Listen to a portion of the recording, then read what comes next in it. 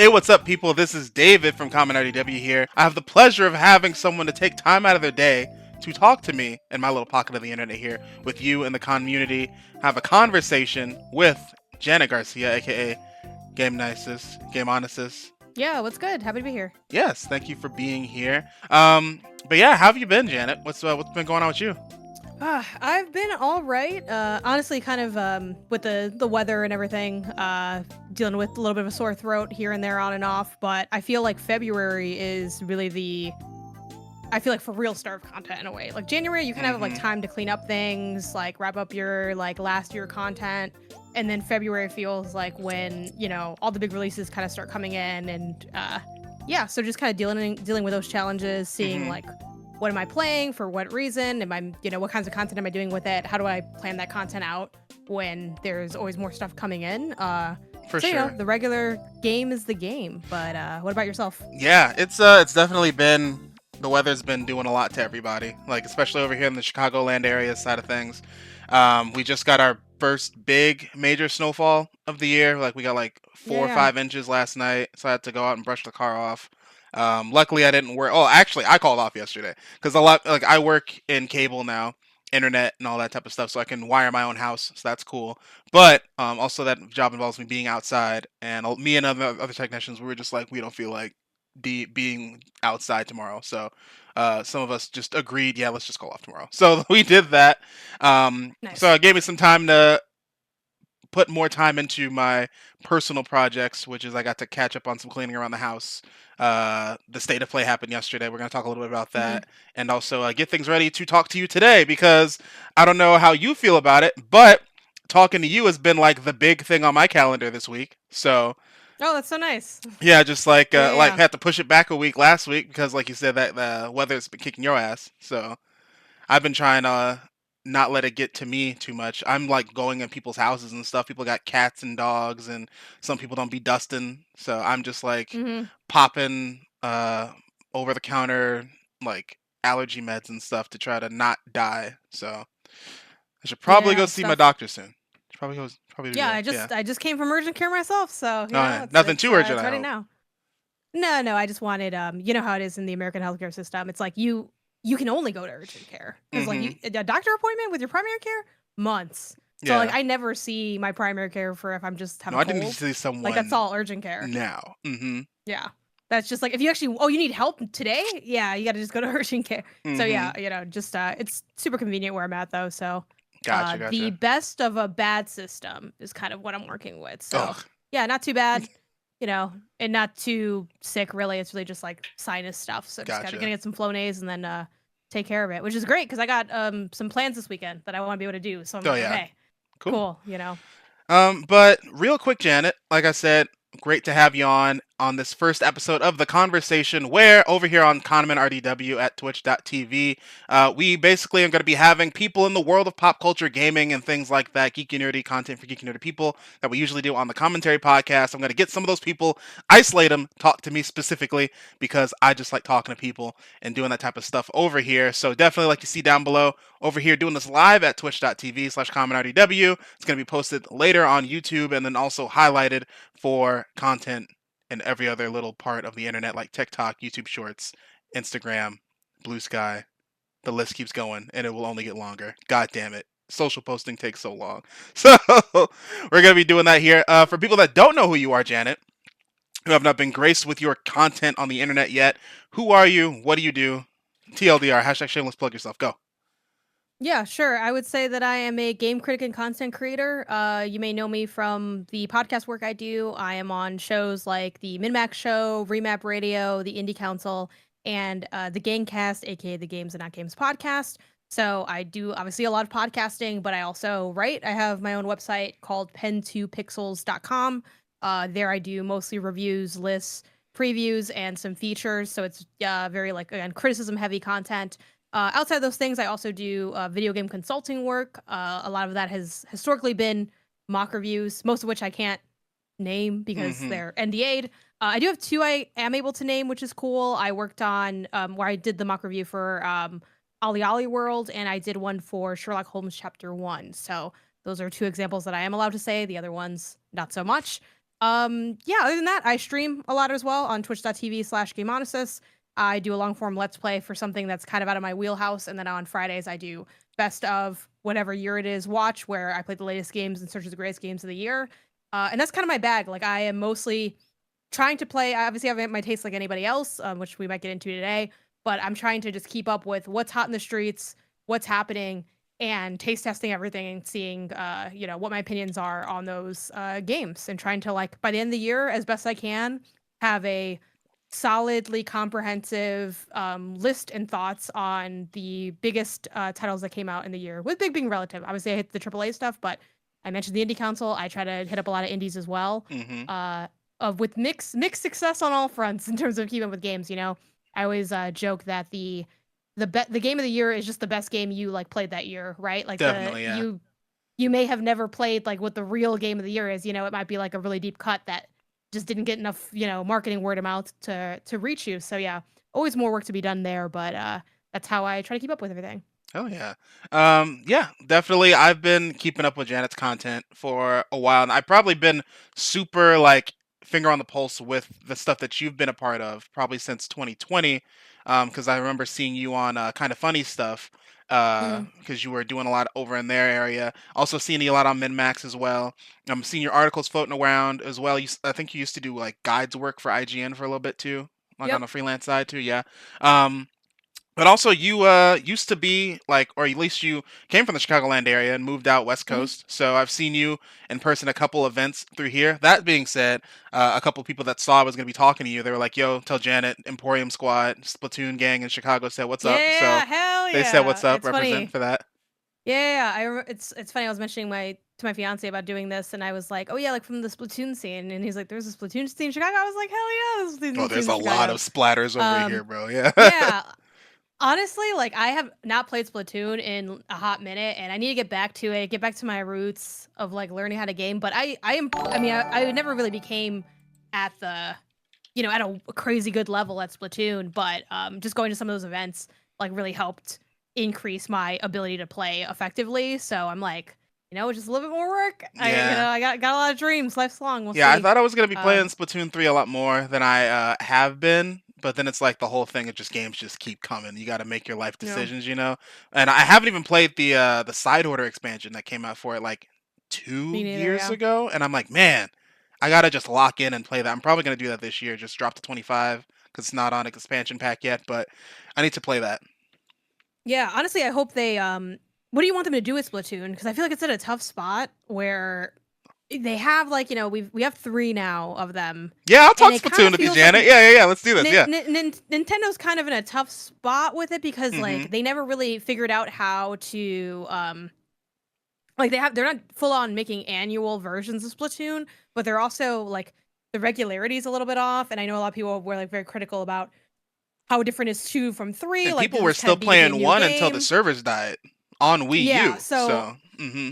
what I kind of want to see from them would be maybe just like almost like a definitive Splatoon on the Switch 2, and then just having ongoing support for that, and finally like kind of dipping into that more seasonification thing. I feel like they're never going to do that because they don't like doing stuff the way other companies do things In a way, that's good though. just because they're Nintendo. Mm-hmm. So maybe they'd never do that, but I kind of feel like that would be better and beneficial for like creating, I think, that ongoing That like the community and vibe ecosystem without of having to Splatoon. shift Yeah. all the time. But what Mm-hmm. do you want? Do you just want Splatoon 4? Do you want to get a boost on 3? What are you looking So for? the first question I have to ask is, did you finish the story for Splatoon 3?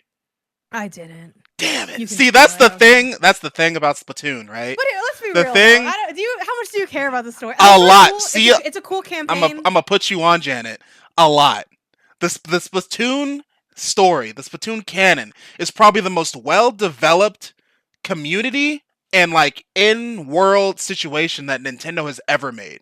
Point blank, period, in my opinion. Because like you play through the story of one, you're like, okay, this is pretty cool, like Callie Marie, a whole Yeah. thing. You play through two, okay, more Callie Marie. You play through three.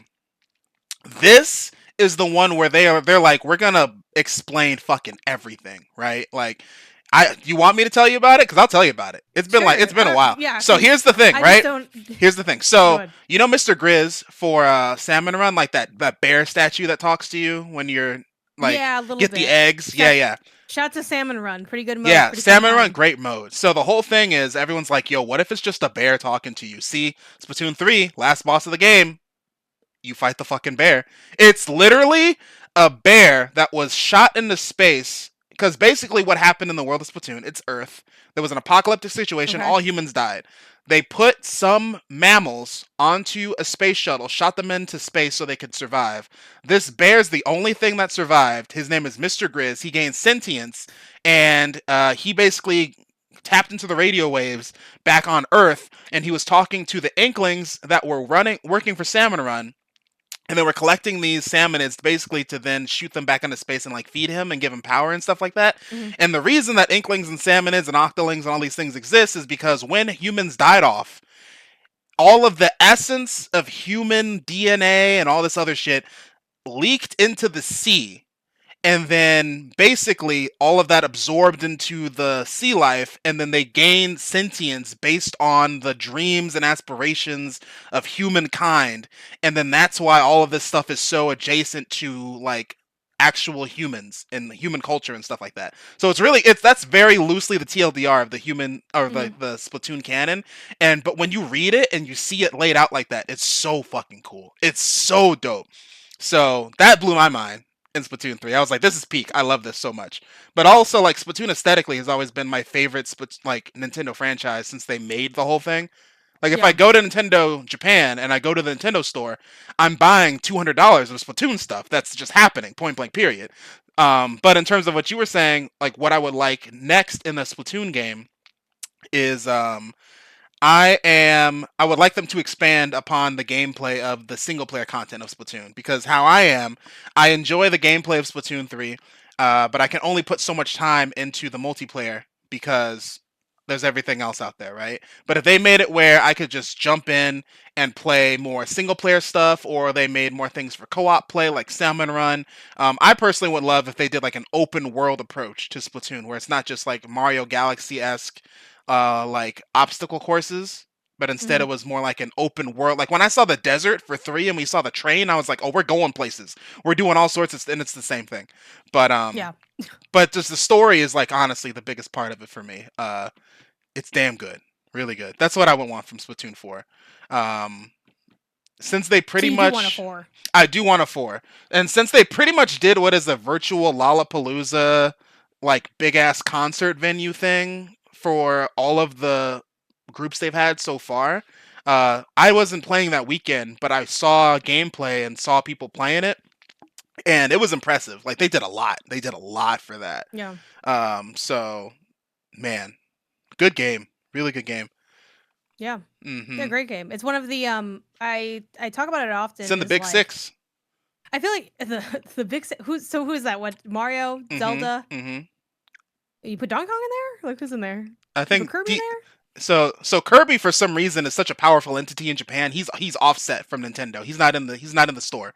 So it'd be like Mario, Zelda, Samus, Pikmin, Animal Crossing, Splatoon. Those are the big six. Pikmin. Yeah, those are the big six that Pikmin are. in there. Mm-hmm. That is a wild pool. I would not. Well, Mm-hmm. first of all, I don't think you can have a big six. That's too many. That's too many people to be a big thing. I think big. You got a big three. Or if anything, those are And like their that's most probably making it. profitable brands, I guess, I or think it's most more of just marketable like franchises. I think those are like what they're now we're just naming their franchises. You know, if we get down to Mm-hmm. Pikmin, like, and I love Pikmin, but it's like that's just okay, one of their franchises. But yeah, I think Splatoon was a rarity in that we don't get a lot of new Nintendo IP because they have Mm-hmm. such good established IP. And I think they innovate enough of their established IP that I am not, they are not desperately needing more in the way that not to make it sound negative, but in the way that like PlayStation and Xbox are often sort of chasing like new IP because they kind of need it. Like they only have like a couple things that are like currently running. Nintendo doesn't have that. They have They just keep many things running. making more things. Yeah. Yeah. So it's a lot rarer for them to get it, and they don't need it as much. So Splatoon was such a nice surprise because it was like so different from what they normally do, and also it was a new IP, and it was a good IP, and still is a good IP. So yeah, I would love to see some type of revival. I don't know if the new hardware is enough to do it. God, I I hope feel like, so. I don't know, the people that know Splatoon, but everybody else is like, they just don't really care, and maybe that's just how it is with any multiplayer game, because Hmm. I'm like that with every other multiplayer game. Like, I don't care about like Valorant or Overwatch or anything like that. I'm like, it's not my It's bag. kind of funny because like right now with the pacing of the Switch 2 coming out this year and the timing of between 2 and 3 and now, they honestly could just drop a trailer for Splatoon 4 and we'd be like, yeah, it seems about that time in it. Yeah, so they would just get people on 4, they shut down the servers for 2 in like a year and a half, and then people keep playing 3 and 4, and I would seem on track. I would just want to see the growth of the franchise go in a direction that seems really different rather than it being just more of the same thing where people are just like, why isn't this just Splatoon 3.5, like what they were doing Yeah. with 2 to 3. um Man, damn, I love Nintendo so much. I could talk about Nintendo for 2.5 hours straight, Janet. Don't get me started. We can Don't talk about get me whatever you want to started. talk about. Yeah, we could, because this is a conversation, right? Man, I Yeah, like you I know. like the branding because I can do stupid naming conventions like that. We got ConMenRDW, which is the podcast that me and my homies do every Thursday around like 7:30 p.m. Central Standard Time. So we're doing it tonight. So that's gonna be cool. We're gonna have another guest on for that, and then now we Great. got the conversation, which is gonna be more intimate conversations that I'm doing with you and other people that are gonna be on. So man, it's going good. It's going good. So Janet, another thing I want to get into here, and one thing that we do on the commentary podcast is we do something called the binge burst, which is basically, uh, really quickly, we just talk about things that we've been playing or watching in mass the last couple days. So, do you have something that you would like to highlight really quick that you've been? It doesn't even have to be something you've been playing for content, just something that you've just Hmm. been off the grid, just playing or enjoying a lot. Yeah, and this is gaming or not gaming, Gaming or correct? not gaming, it could be a show, it could be a book. People are really big into books right now. Yeah, I think the last thing that I like binged, even though it was a casual binge, because Hmm. I feel like binge implies that you went straight through it almost Or uninterrupted. even that I you're take just breaks still in going between. through it, but you're just really hyper fixated on it. Yeah. Yeah, yeah. I just finished Free Run, which was really cool. I Is that like that that anime anime? a lot. Yeah. I don't watch almost any anime, so it was definitely a sort of, I wouldn't say like um out of left field completely, in the sense that like my fiance is like really big on Free Run and anime in general, and he was like, "Oh, it's really good. Like it's like one of the best ones." I've heard Which is good also things funny about it. because Yeah. I heard that also is a trope in the anime community of like every new good thing is like the best thing in people's minds.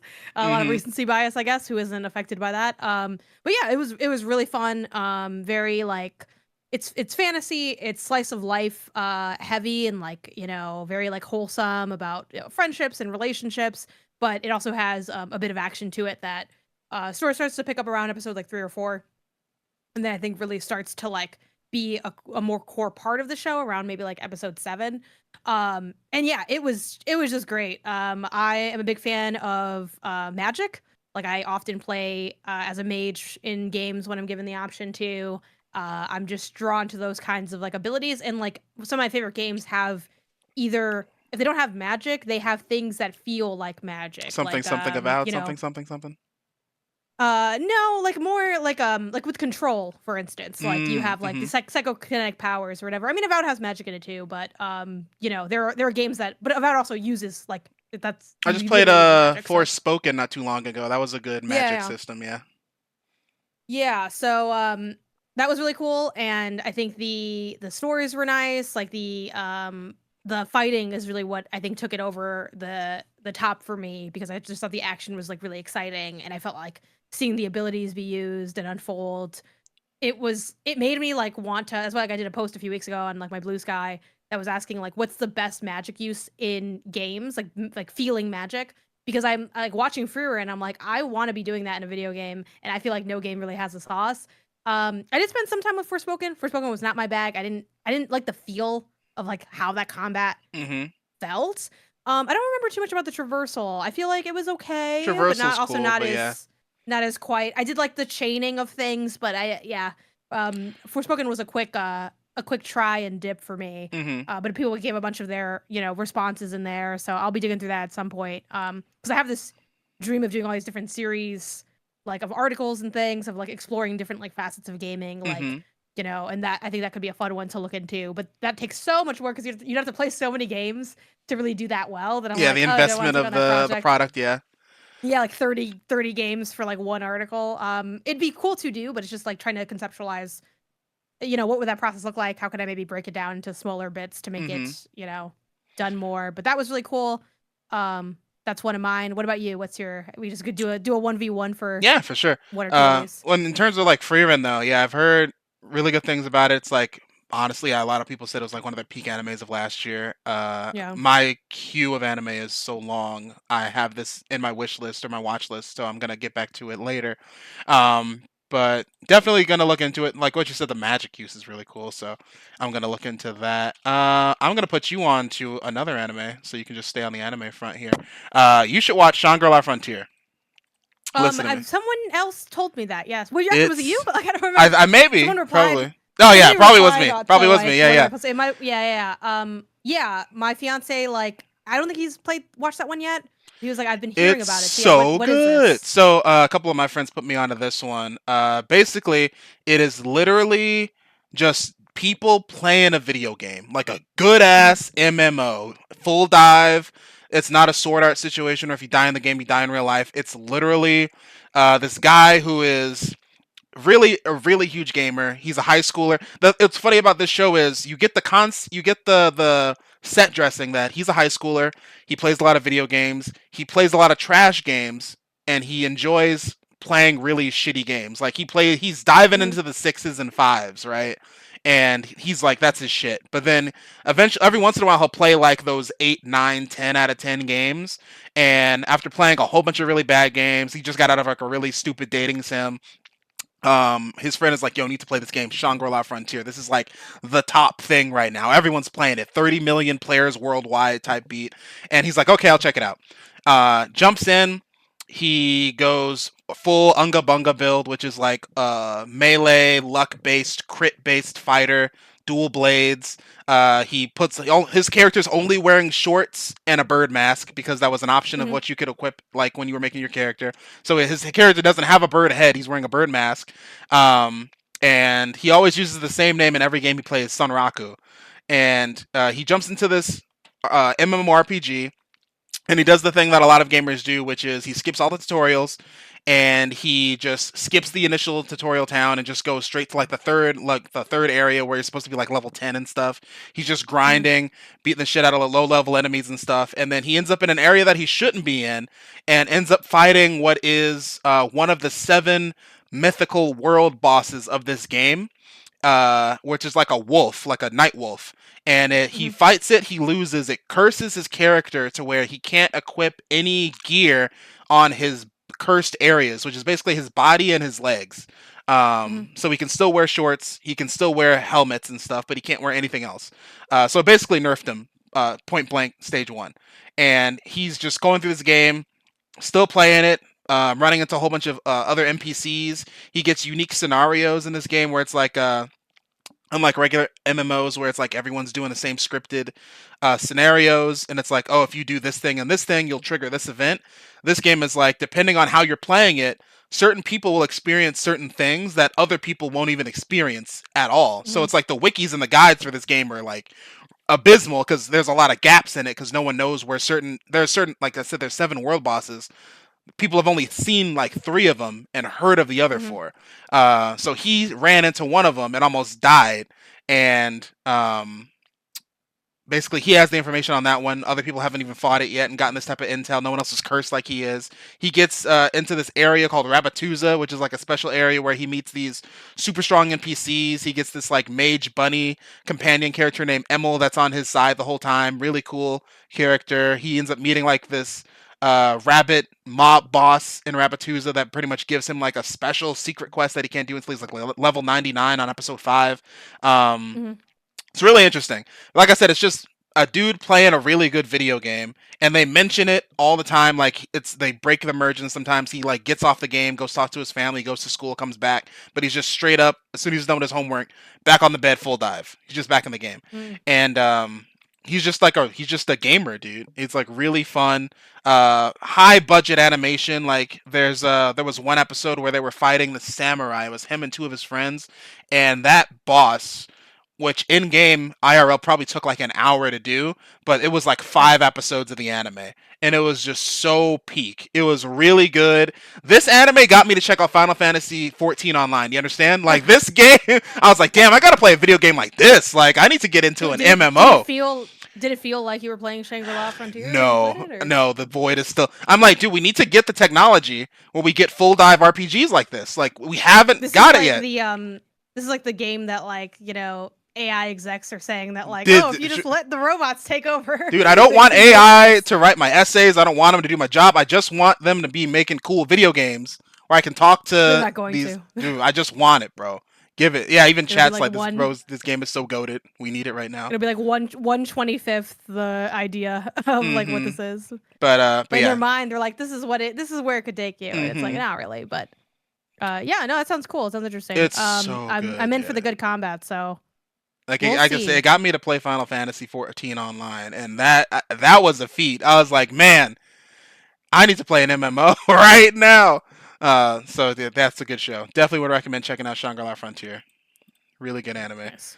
Um, and then like any games or anything too you want to bring up real quick? Um, Yeah, I mean it's old as hell. It's been talked about a million times. I started replaying Super Mario Bros. 3 Advance 4. You know what I'm trying to say, Oh, the right? Game Boy version, Yeah, on the GBA. I started playing that last night. Like I had mentioned the at the top. NSO. No, on the GBA. I'm Oh, playing with nice. the regular cart.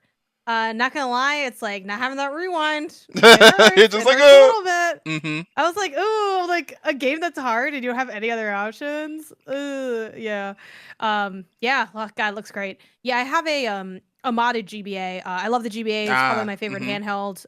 One of my favorite consoles ever. I got a modded version from this website called God of Gaming, which Mm-hmm. I really enjoyed that website. They have a bunch of modded consoles. They also sell like mod kits for much like cheaper, where it's like, hey, if you just have the console and you are willing to do the work, here's the materials. So I'm not willing to do the work. with like a Game Boy Advance, wouldn't that just be like a modded cartridge that has like every game on it, and then you just play that, or is it No, like no, a no, no, whole no. different situation?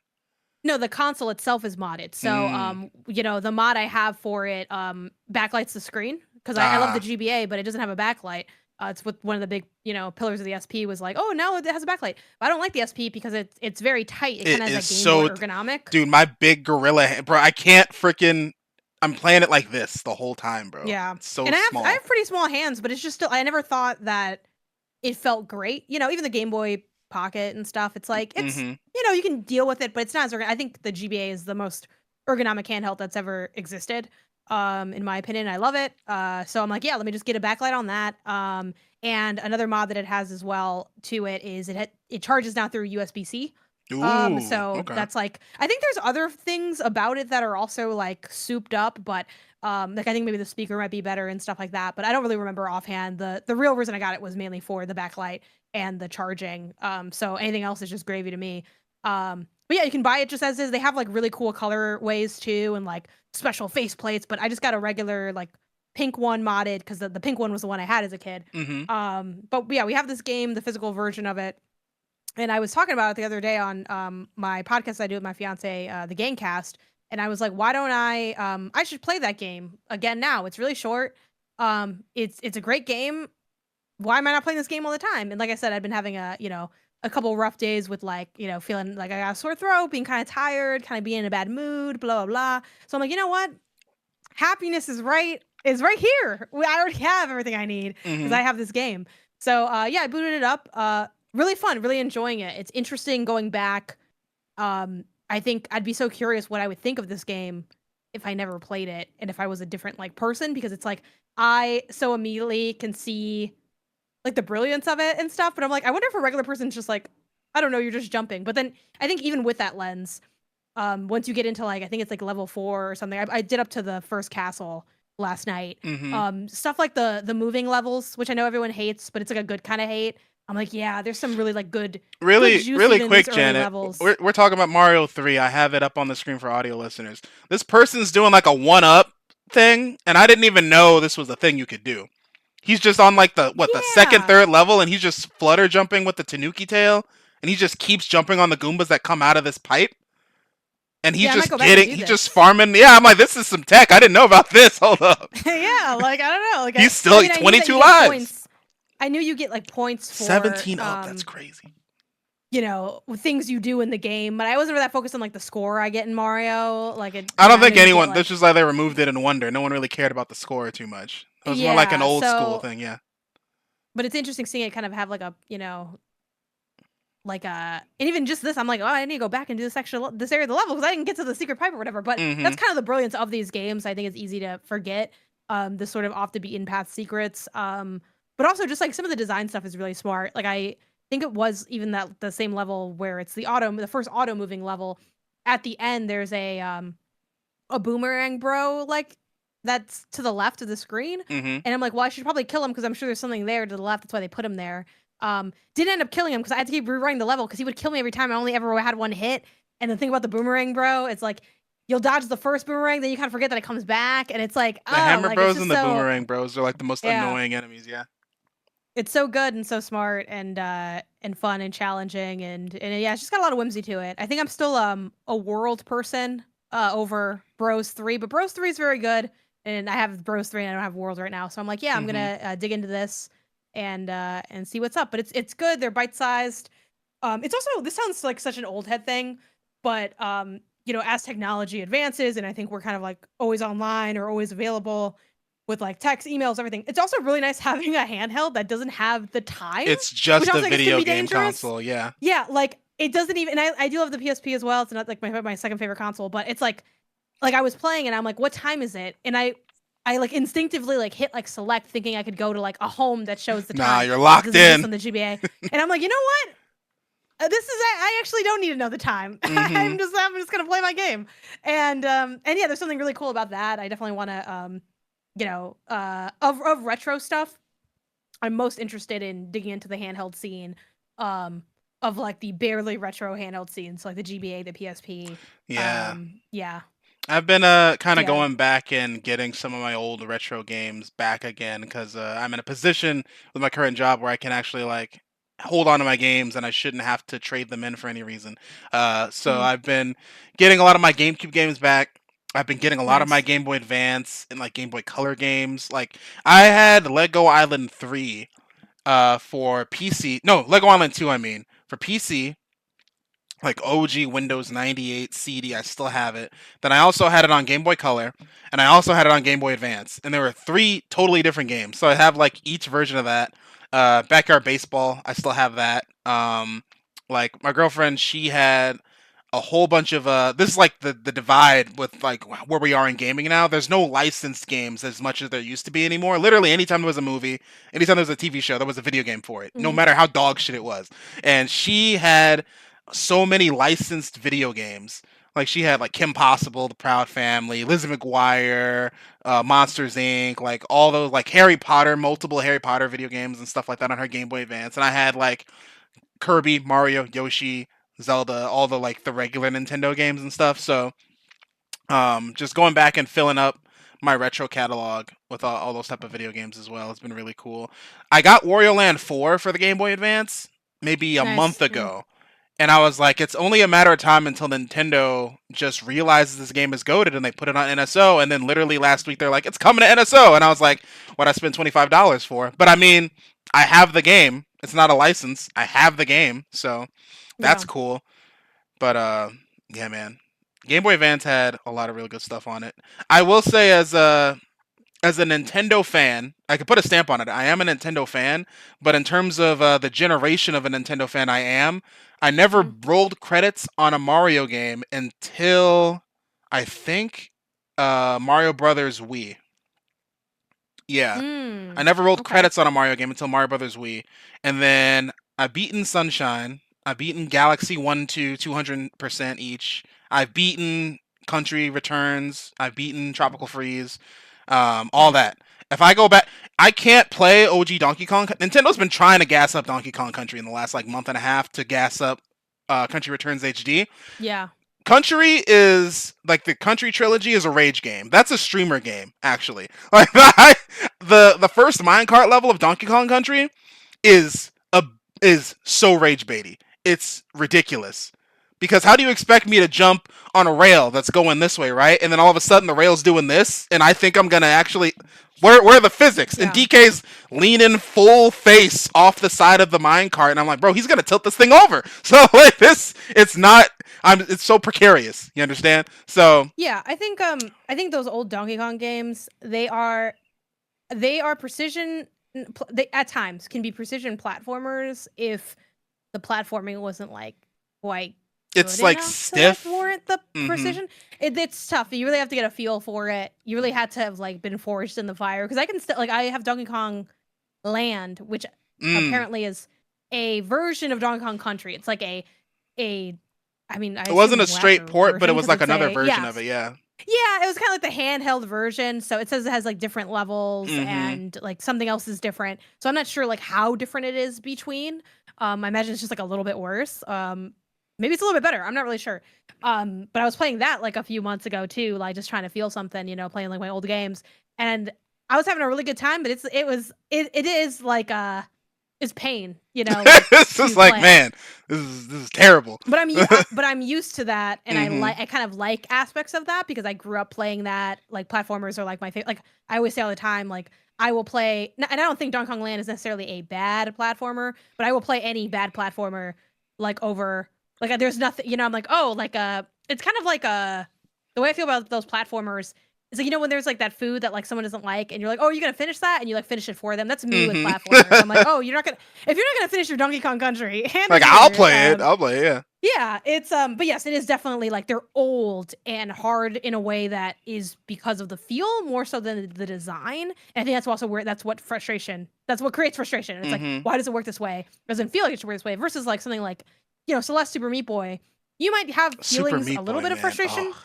but you're never gonna feel like game is unfair unless you're just like, I don't know, having a fit. Versus like Donkey Kong, you will I kind of do. be like, I how was I supposed to succeed here? I do feel like yeah, I do feel like before Celestin's like Super Meat Boy, like you said, like Donkey Kong Country definitely was one of those like I if you rolled credits or had a save file on a cartridge with your name on it, that's like that's like experience, like you can write that on a Yeah. resume. Like yeah, I've beaten Donkey Kong Country Run through 3, and it's like oh okay. So but Yeah, yeah, even like Super Meat Boy and like playing Celeste and rolling credits on those, it's just like man, like the experience that you have getting through games that are that hard. It's like it hurt. It hurted. I did it though. yeah. So like anything after that. That's why, for example, like Astrobot, right? Game of the year from Mhm. last year, multiple fronts. Honestly, like I'd say that was my game of the year last year. Video game as video Same. game, top tier, freaking great game. Um, freaking people that were playing through Astrobot, you can tell that there's a divide in where people are playing 3D platformers or platformers in general now, like where they're respected. Because everyone was like, Astrobot was so good, but then on the back end, those last couple levels were so hard.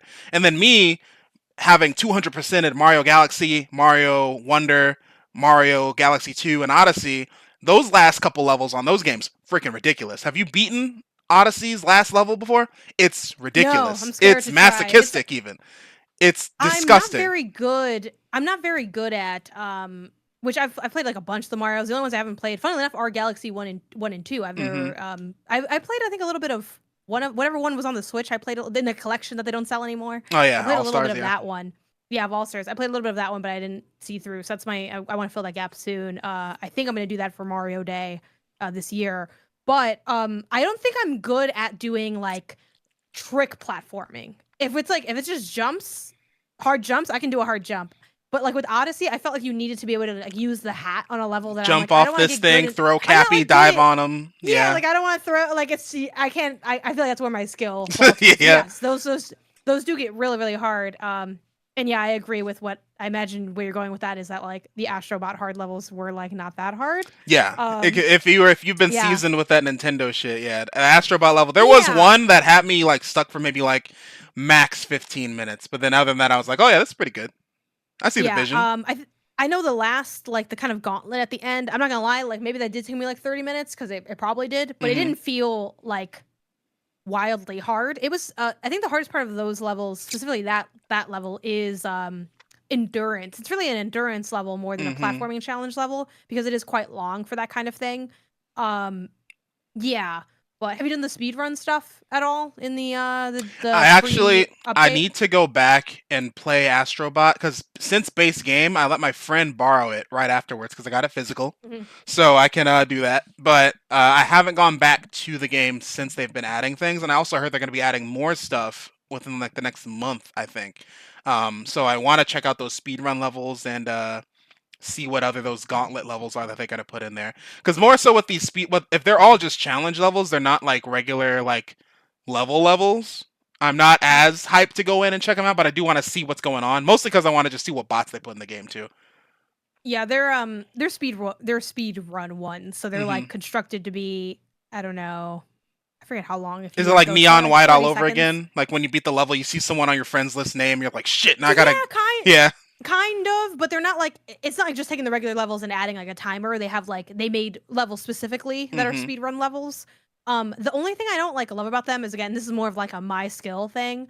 Um, I feel they're it seems like a lot of the levels are themed based on one of the power ups, like like the dog one, like the first one that you can Like the do is the rocket one with the dog thing, dog yeah. jetpack. Hmm.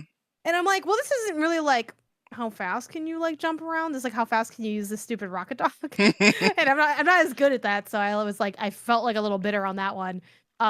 And then the one I really liked again was the one I was good at because I'm like this is what I'm good at, which is like the ice. They had a really cool ice one where it's like it's didn't really have like an addition. Oh, the gimmick was the backpack that sucks up the like That liquid makes the port. That makes basically. the platforms.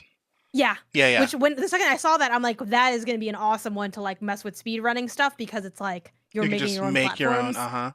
which is really cool. But you also can only make so many, so I thought that was really fun. But yeah, I'm not. I'm definitely not a speedrunner by any means. Like I was able to, like maybe only beat like one person on my friends list who clearly just played it once, just to have played it. So I'm like that doesn't really count.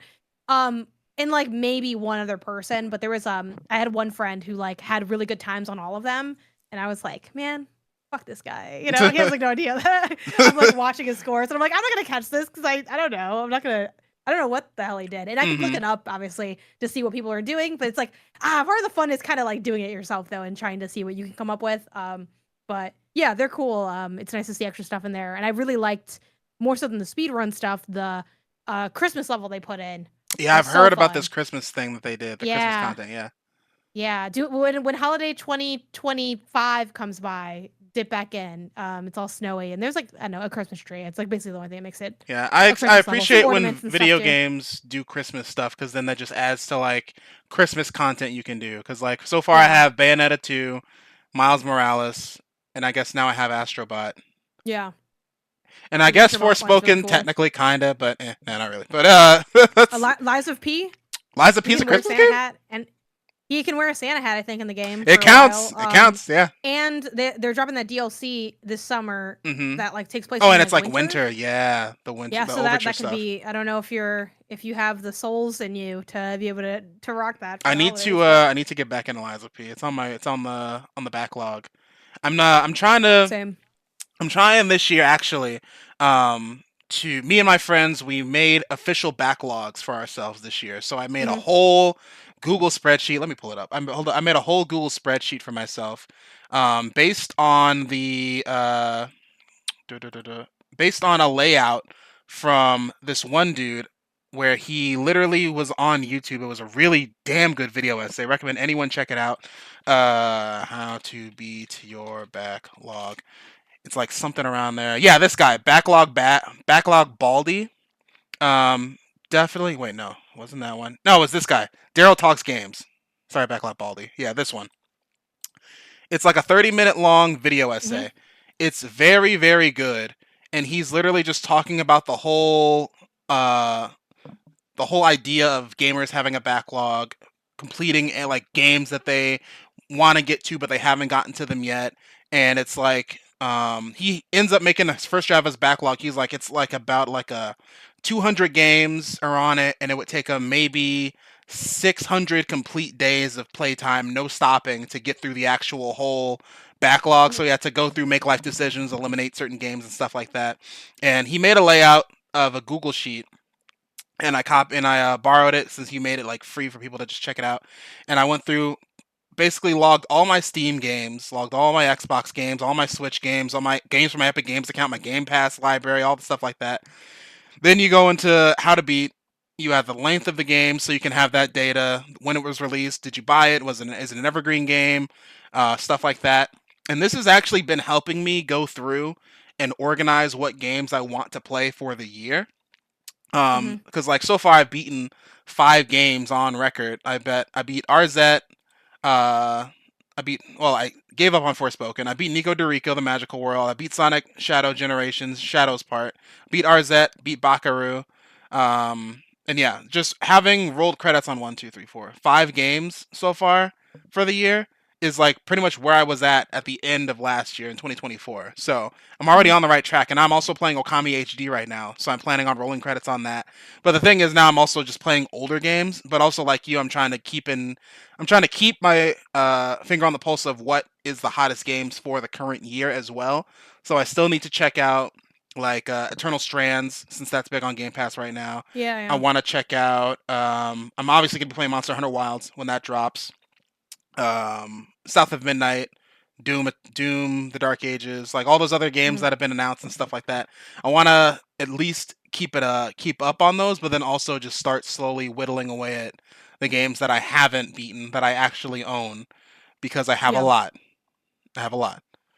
And looking at the estimated time for certain of games too, like you don't realize how short some games are. Like the games that are like under 10 hours, I'm like, that's the one. That's the one I got to get to next. They're like the 12 Yeah. episoders of animes, because whenever I'm thinking about like anime I'm watching and stuff like that, it's like it's a 12 episoder, it's a 26 episoder, or it's like higher than that, like 50 to Yeah. 100 episodes. So usually I can knock out a 12 episoder in like a day. I can go through two 12 episoders in a day. So basically, like an 8 hour video game, I can get through maybe in like 2 weeks if I have Mhm. stuff going on. So playing through Okami, I think Okami HD is like a 30 something game, 30 something hour game. So I'm gonna be playing that Yeah. for like the next 3 weeks maybe if I have Which I'm nothing else surprised going it's on. so long. Maybe I'm just, stereotyping the game, but like looking at it, I'm like, that looks like a 12-hour, 8-hour, Yeah, 4 people hour say it's game. like the best not Zelda game you'll ever play, and I'm like, oh yeah, I can kind of see it, but I dig it. Also, since the sequel got announced last year at the Game Awards, I'm like, I gotta play through Okami.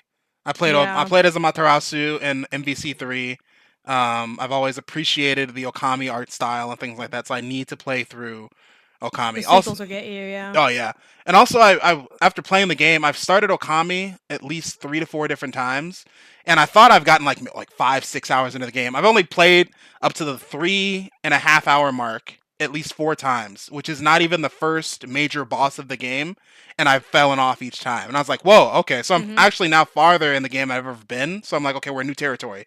Cool. Now I'm actually gonna Nice. follow through and beat this game. Um, but yeah, in terms of like, since we're talking about games from last year, let's talk about a little bit about games that are coming out in 2025 here, real quick. I already mentioned Monster Hunter Wilds. I think that Monster Hunter Wilds is pretty much like the point where we're all just trying to get through whatever we can, get all that done. I mean, unless you have like codes and stuff like that, and you're like on that side of the gaming space. But in terms of me and where I'm at, as soon as I get that code from Capcom for Monster Hunter Wilds, hopefully by like next week, a week after that, that's where my year starts. Because then I'm gonna basically be playing Monster Hunter Wilds all through March, and then it's South of Midnight, and then Expedition 33, and then it just snowballs from there. Because then once Nintendo has their direct in April, then we're all Yeah. fucked up. Because now we're all gonna have to make plans at that point. We're gonna have to put money aside. So, what? How about Yeah. for you, where you're trying to Um, figure that out? I am a little behind already on some things. Mm-hmm. One game that I missed that I would love to get to is Citizen Sleeper 2. I've So been I want to hearing get back to about that. that. Yeah. That came out January 31st. I never finished the first game, but I asked some people, I'm like, they're like, oh, it's fine. Just read the summary and you can just keep it moving. I'm like, great. So Yeah, I'm and they're gonna do both on that. Game Pass too. Um, So yeah. yeah, I forget how long that one is. I feel like it's not too long, so maybe I need to just like buck up and knock it out, or at least get to it. I haven't played enough to know. I was into what I played of the first one, and I assume I'm still gonna like the second one, but we'll see. I played Avowed, bounced off of Avowed. I think I'm like half to like 2/3 through. So it is kind of like that. Do I want to knock it out for the cloud of like the credits? I love having a good credits roll, but I think I'm gonna keep moving because it is an RPG, which are inherently like beefier games. Mm-hmm. So I think I'll probably keep moving on that. Next up, I think the next game I have at least written down that I'm looking forward to is Lost Records Bloom and Rage on February Oh, I 18th. can't wait to play through Um, that. I can't wait to play yeah, through I'm that game. a big story game fan, That's the big Life is strange. Strange fan. That's yeah, Life Obviously, is Strange people. Yeah, yeah, obviously it's not Life is Strange, but like it's I've been calling it Life is Stranger Things because it has a very Stranger that's Things a good one. Paper Girls aesthetic to it. It's Mm-hmm. created by Don't Nod, they were the original creators of Life is Strange, and they've gone on to do other things. They recently made Jusant, which I know a lot of people liked. I wasn't that hot on Jusant. But yeah, they've been doing a bunch of just like different projects, different genres, and things, but they're kind of like coming back to their narrative roots and doing this game. It looks really cool. Seems like it'll be on the conversation for sure around We'll best see narrative, what maybe.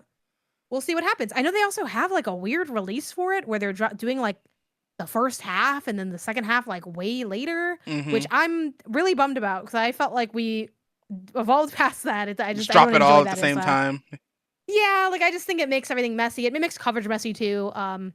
Because if you want to like review it or talk about it, it kind of just does feel sort of incomplete. Where you might be like, "This is really great," and then you get like the next bit, and you might be like, "This isn't as good," and then you like have to combine the two, and Mm-hmm. it's a little bit awkward to cover when they do that. But that I'm excited for.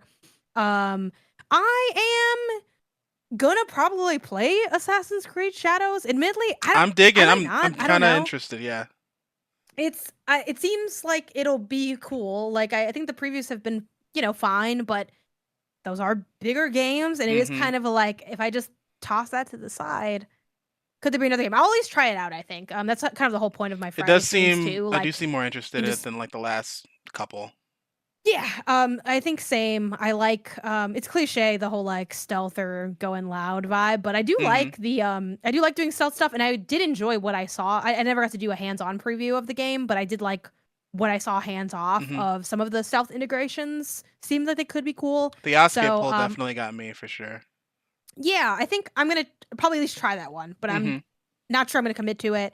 Um, Wanderstop's coming out as well, March 11th. That's like by the people that made Stanley Parable, but it's like a cozy game, That's but the one where with it's like a like an twist. adventurer is working at like a flower or tea shop or Yeah, something. it's like a tea shop. Yeah, She like yeah. clearly So had some sort of PTSD in the trailer or something like that. Yeah, yeah. yeah, so that seems interesting. I shot to the Like a Dragon game, Pirate Yakuza in Hawaii. I'm not getting to that Happy for the because I Yakuza never people. Yeah. finished the other one. I'm a Yakuza person, but I can't keep up Too much very game. well. Too much game. Yeah, I did Like a Dragon a few years ago, and I loved that. But there were so many RPGs last year, I just never got to the last Like a Dragon game they put out. And this is like a expandalone kind of style game that's taking place in the same Hawaii as well as Mm-hmm. Hawaii's Hawaii, right? But like same game world as the main game that just came out.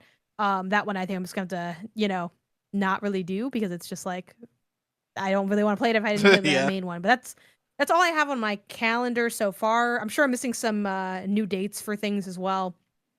I'm trying to keep track of everything this year using Trello, which is going pretty good, but definitely needs some more of a good maintenance flow on how I'm double checking dates. Obviously, I get PR emails and stuff, so like Mm-hmm. that's one way you can kind of keep up with stuff. But for certain things, it's like I might need to manually add. Like I have Fields of Mystery on here. I'm like, oh yeah, I gotta add that they're doing that update. Like I want to eventually get back to that game when it hits 1.0, and then yeah, just a bunch of other stuff. I think a lot of people, and then plus I gotta add the stuff from State of Play as well into this calendar, which is not in here. Yeah, for sure. Do you? Let's talk about the state of play real quick. Let's just Yeah, like, yeah.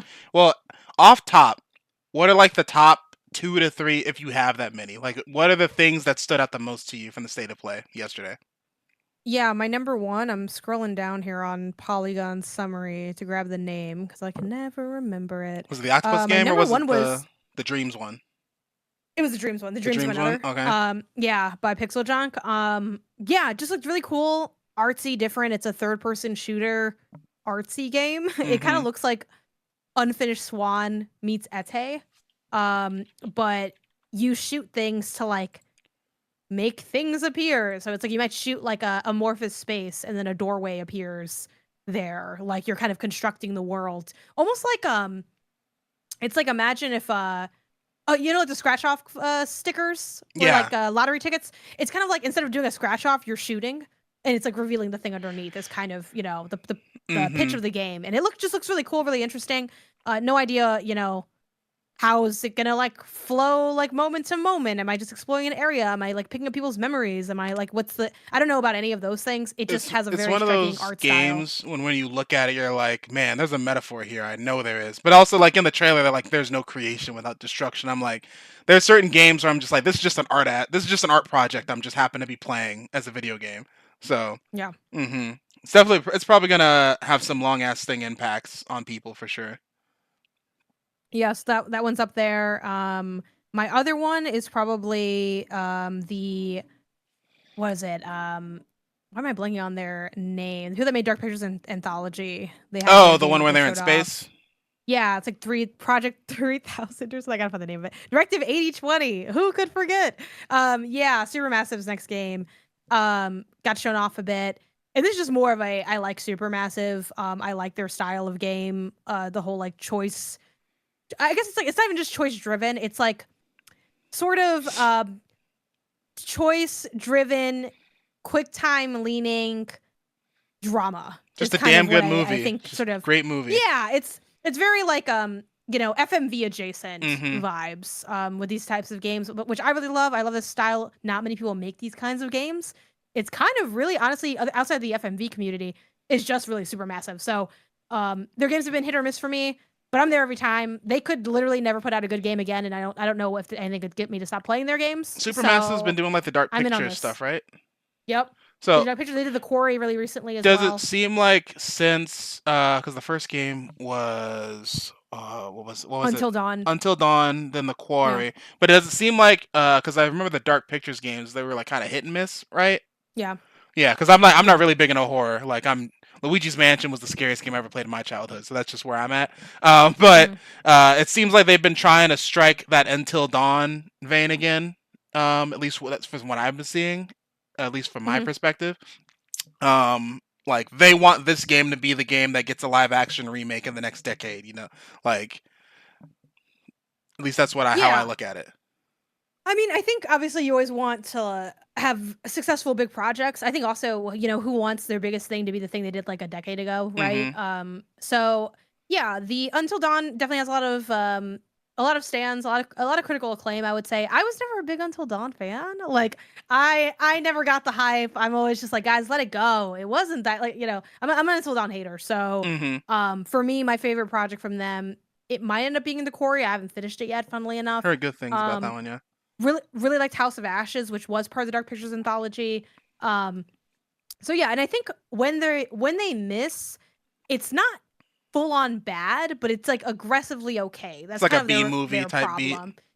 Yeah, like it's just like not. It's like it's just not that good. It's like man, they didn't really like take the narrative where they needed to take it. That kind of stuff. So yeah, their misses haven't been too terrible. I heard my colleague at MinMax Haley says the casting of Frank Stone, which was their crossover with Dead by Daylight, was Hmm genuinely not good. I did not play that one. I will still play it, even though I do believe her when she says it was not good. But I'm like, I have to see it because I love these games. But I do think after Dark Pictures with like the Quarry, with this new Project Directive 8020, even though it does label itself as a Dark Pictures game, so kind of confused on that, but whatever. I think they are trying to hopefully maybe getting more time to spend on the games as well. Budget is not budget, but fidelity is definitely not everything, especially in a narrative game. But it is very noticeable that the Quarry looks a lot better as well than a lot of the stuff from Dark Pictures. No idea what's going on inside the studio in terms of what kind of strict timelines they might be on, or anything like that. But it kind of does feel like there were moments where the speed at which these were coming out, I think, also kind of spoke a little bit to maybe the quality of them. So it's been a little while, I think, since the core. Well, I guess the last thing It's been a while since their was last that thing. was that casting of Frank Stone. So maybe it wasn't that long, but Hmm that was also yeah. I think they spin a lot of plates, and I think that might be part of what makes it so that they don't. Not every game is like a banger. That being said, this one looks good. I think the idea is interesting. The spaceship stuff. I know we're all a little sick of space, but I feel like space horror kind of, it's like, oh, I'm not that sick of it. It's like, I don't know. It hmm kind of gives me that Dead Space vibe. I know a lot of people were comparing this to The Thing as well I for, was thinking it'd be crazy if they stuff they got got out like of. alien property or something like that for a second. Yeah, so yeah, this looks cool. And also the casting of Frank Stone came out last summer. So yeah, they have definitely been cranking out projects sort of left and right, but who knows which ones were like made in tandem as other ones, but yeah, they just seem to have like a lot going on um a little bit. Hmm. Still excited. And then my last one, I guess if for naming three, The Midnight Walk, which Yeah, is in I forget who love the develops it stylized offhand. choice for that game. Yeah, it's got a claymation stop motion look to it. Very, it's like a yeah, I'd say it's kind of trending in the indie community having that bit of art style. It is first person. You're sort of guiding a like Candleman boy through a space. Yeah, like I don't after know. seeing this gameplay trailer, I was like, this seems a lot more involved than the last thing we saw from it. Because I thought I was controlling that little dude, I think, the last time, but this Yeah. apparently not. Yeah. Um. Yeah, I guess you're like it's like almost like a in a non-bad way. It seems almost like an escort mission, like Hmm. but as a game. It has a lot of like, creepy monsters. The monster design is kind of in the vein of Little Nightmares. But Little also Nightmares, Tim Burton esque, Leica yeah, looking. Yeah. it actually kind of reminds me a little bit too of ooh, what's the name of that game? It's not a Find the Difference game, but it's a point and click machurum machinarium. It kind of reminds me of Machinarium, Okay. if you remember that game. It came out back in 2009. Point and click adventure game, kind of these little like robot machines. Has a bit of Mm. that. It also has a little bit of Over the Garden Wall, like the Pumpkin Oh Man, yeah, like the yeah, Pumpkin Man from the Pumpkin Place. yeah, yeah, So yeah, it's a little scary adventure, but also it's cartoony horror. So I feel like it's not gonna be too scary because I know you mentioned you're not big into the horror stuff, and I can deal I'm with like stylized horror stuff like Little yeah Nightmares is my I love Little Nightmares. I'm yeah looking more into like Reanimal, like stuff from that developer. okay This looks great too. Like I'm really looking forward. But there are moments where I'm just like ugh.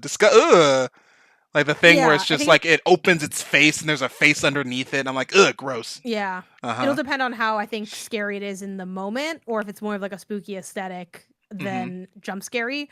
Also worth noting this is from the team that made Lost in Random. A game Yeah. that frankly I didn't really like that much, but it had a lot of cool ideas and it looked really I cool. love the So aesthetic and the idea of it. yeah. I tried to check it out once and I was like I kind of fell off of it.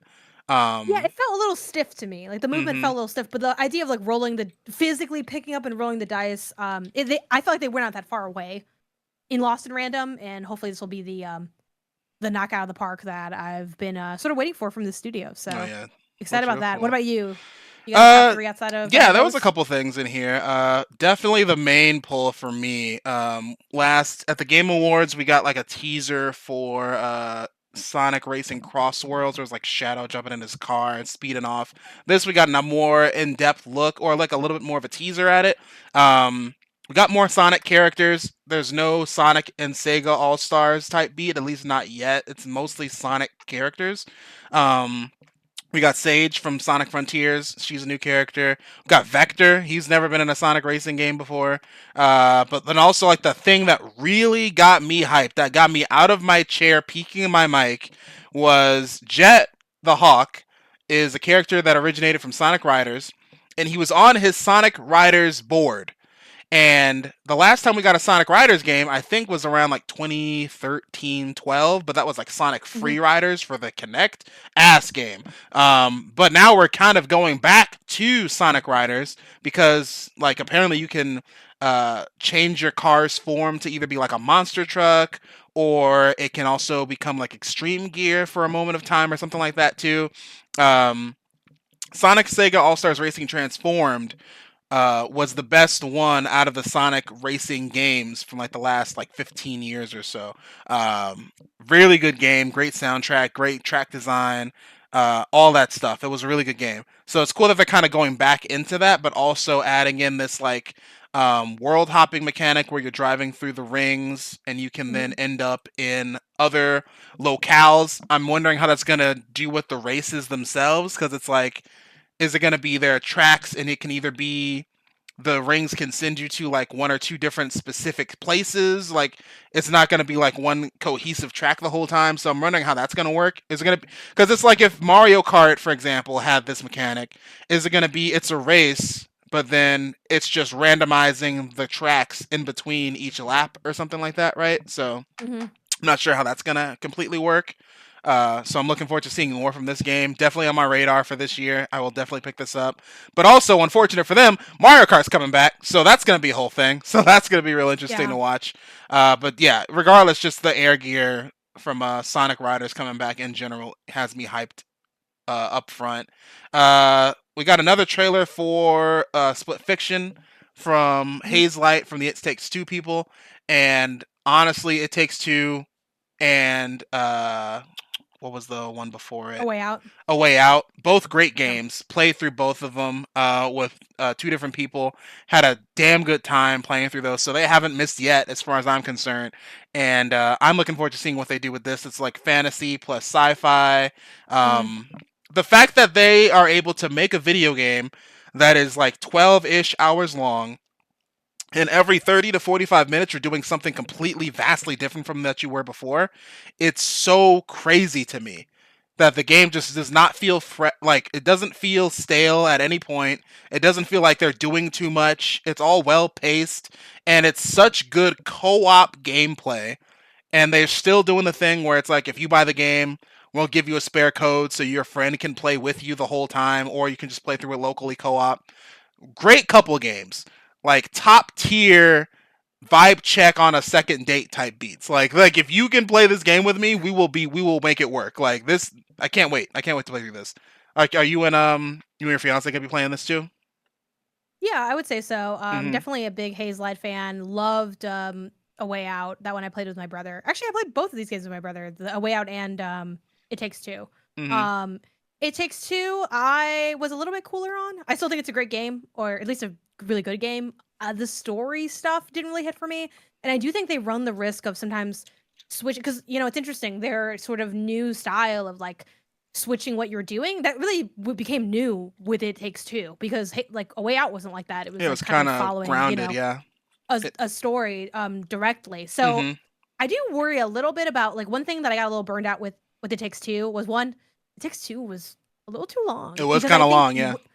and you're switching so many things and at one point I'm like wow this is cool, this is awesome, it's like a fighting game, and then you're like racing and then you're doing this, but at a certain point you do kind of get like you have so much of everything. It's like, what does this say? And it kind of says nothing. And I think it's a Mm-hmm. risk that Astrobot ran up against as well. I think Astrobot was able to beat the mishmash allegations because it was so like great design of platforming. While I think It Takes Two is a little bit like floatier than that. Yeah, I'm still really excited for this one though. Because I think what excites me the most about this is it having a little bit more grounding with it being like, well, one's sci-fi and one's fantasy. I feel like that's at least a little bit more specific where I'm hoping that this will split the difference between some of those pain points I got in It Takes Two. Um, I don't know if we'll ever get a story as good as we got in A Way Out. A Way Out's story is A Way Out was genuinely good. incredible. The Um, betrayal at the end of A Way Out blew my fucking socks off, bro. I was like, um, oh, it was so good. but but I do feel like one thing I liked from this trailer a lot too is I felt like you got a little bit more hints at like maybe some potentially good story moments in Mm-hmm. Split Fiction of like, oh, I wrote this story about my dad or whatever. And like that could obviously just be like a quick line that doesn't end up being impactful, but it makes me think that there could be some fun narrative stuff here. Not that I need it to be a narrative game. If you have just fun platforming, I think that'll be enough. But yeah, Also, just the's no red book looking ass dude in this game too. It doesn't look like yeah, it's there's kind of like a don't yeah it's like yeah don't drop the ball. Yeah, the racist book. I didn't like the racist book either. the I didn't like racist the what book. I didn't like the fact that they ended on like a whack like who knows what the end is ending Uh vibe. huh. Like yeah, that stuff bothered me on that. But Split Mm-hmm. Fiction seems cool. It controls a lot like It Takes Two actually. I played this before Game Awards Yeah. for a preview. I know they had another preview cycle that just went up as well. I didn't do that one, but yeah, gameplay seems super solid. So Oh we'll yeah. see. And it seems like they have a lot of cool ideas. So And then let's see, excited. rule of threes here. Last game that had my attention during the state of play. What was this? Trials, Tales of Annihilation, something of Annihilation. It was the one that looked a lot like. Was it one of those Tides fantasy of ones? Annihilation. That's what it. Tides of Annihilation. It was the game where the girl was like running on a colossus looking ass thing, Hmm. and then she had a stand at one point. And she was comboing with it, and it would look crazy.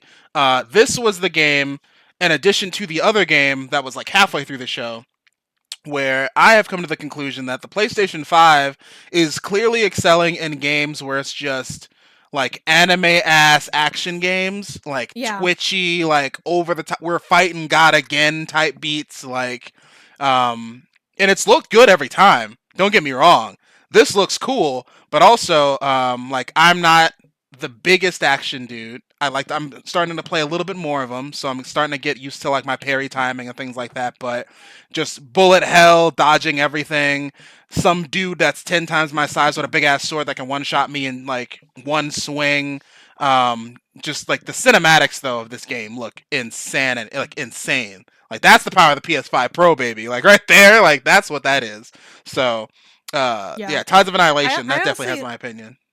I honestly forgot about this game until you mentioned it. But now looking at it, I'm like, yeah, this does look pretty cool. I think the thing is, like, so many of these, I think you're totally right. Like, the PS5 is definitely carving a lane in like anime adjacent action. But Mm-hmm. there's also just so many games that I think evoke souls these days that my question is always like, well, how soulsy is this? Like, is Yeah, this an action game like DMC5, Bayonetta? Or is it like it Soul looks Stellar like it might. Blade? Yeah, it looks like it could be Stellar Blade, Final Fantasy 16 ish type of beat. So. Because I cannot blade, but I can do some other things. And I like Mm-hmm. seeing, you know me, sucker for platformers. I'm like, oh, I saw her jumping for a bit. That could be part of, Yeah, that seems like a good part of it. Like holding onto a ledge, jumping to next ledge. I I like a can do good that. slide, I'll slide down pass a the thing. controller when I get to the So boss battle. But yeah. yeah, so we'll Mm-hmm. see. But yeah, I think it was tough too. There were so many of these types of games in the showcase. I think they did. It was hard for them not to meld together a little bit, but like in some of the ability uses, like the elemental stuff seems really cool. Mm-hmm. And then yeah, that's pretty much like the main two things that really had my attention during the state of, well, the main three things that had my attention during Yeah. the state of play. In terms of gaming console priority this generation, like I was like I said, I've always been a Nintendo dude. Up until I was in high school, I never had anything except a Nintendo console. I got my Xbox 360 because of Sonic Unleashed and Banjo-Kazooie Nuts and Bolts. Jeez. But the next generation, I got a PS4. So Mhm. I was all PS. I was all PlayStation last gen. I did not get an Xbox One, and then this generation, I have everything. But even though I have the PS5 and I've played like a handful of good PlayStation 5 exclusives, I've mostly been playing Xbox in terms of console this generation because Game Pass is goaded, and also Mhm. because I think that might be the Game Pass is kind of goaded, to be honest. Also, I don't feel like paying for two different, like PlayStation Plus doesn't really do it for me anymore. Like I Mhm. have Helldivers 2 on my computer because I'm not giving PlayStation however much money I need to just play Helldivers for a month, you know. But in terms of like like I said, South of Midnight, Doom, Expedition 33, all those day one Game Pass. This is an Xbox type beat, like definitely on board for whatever they're doing over there.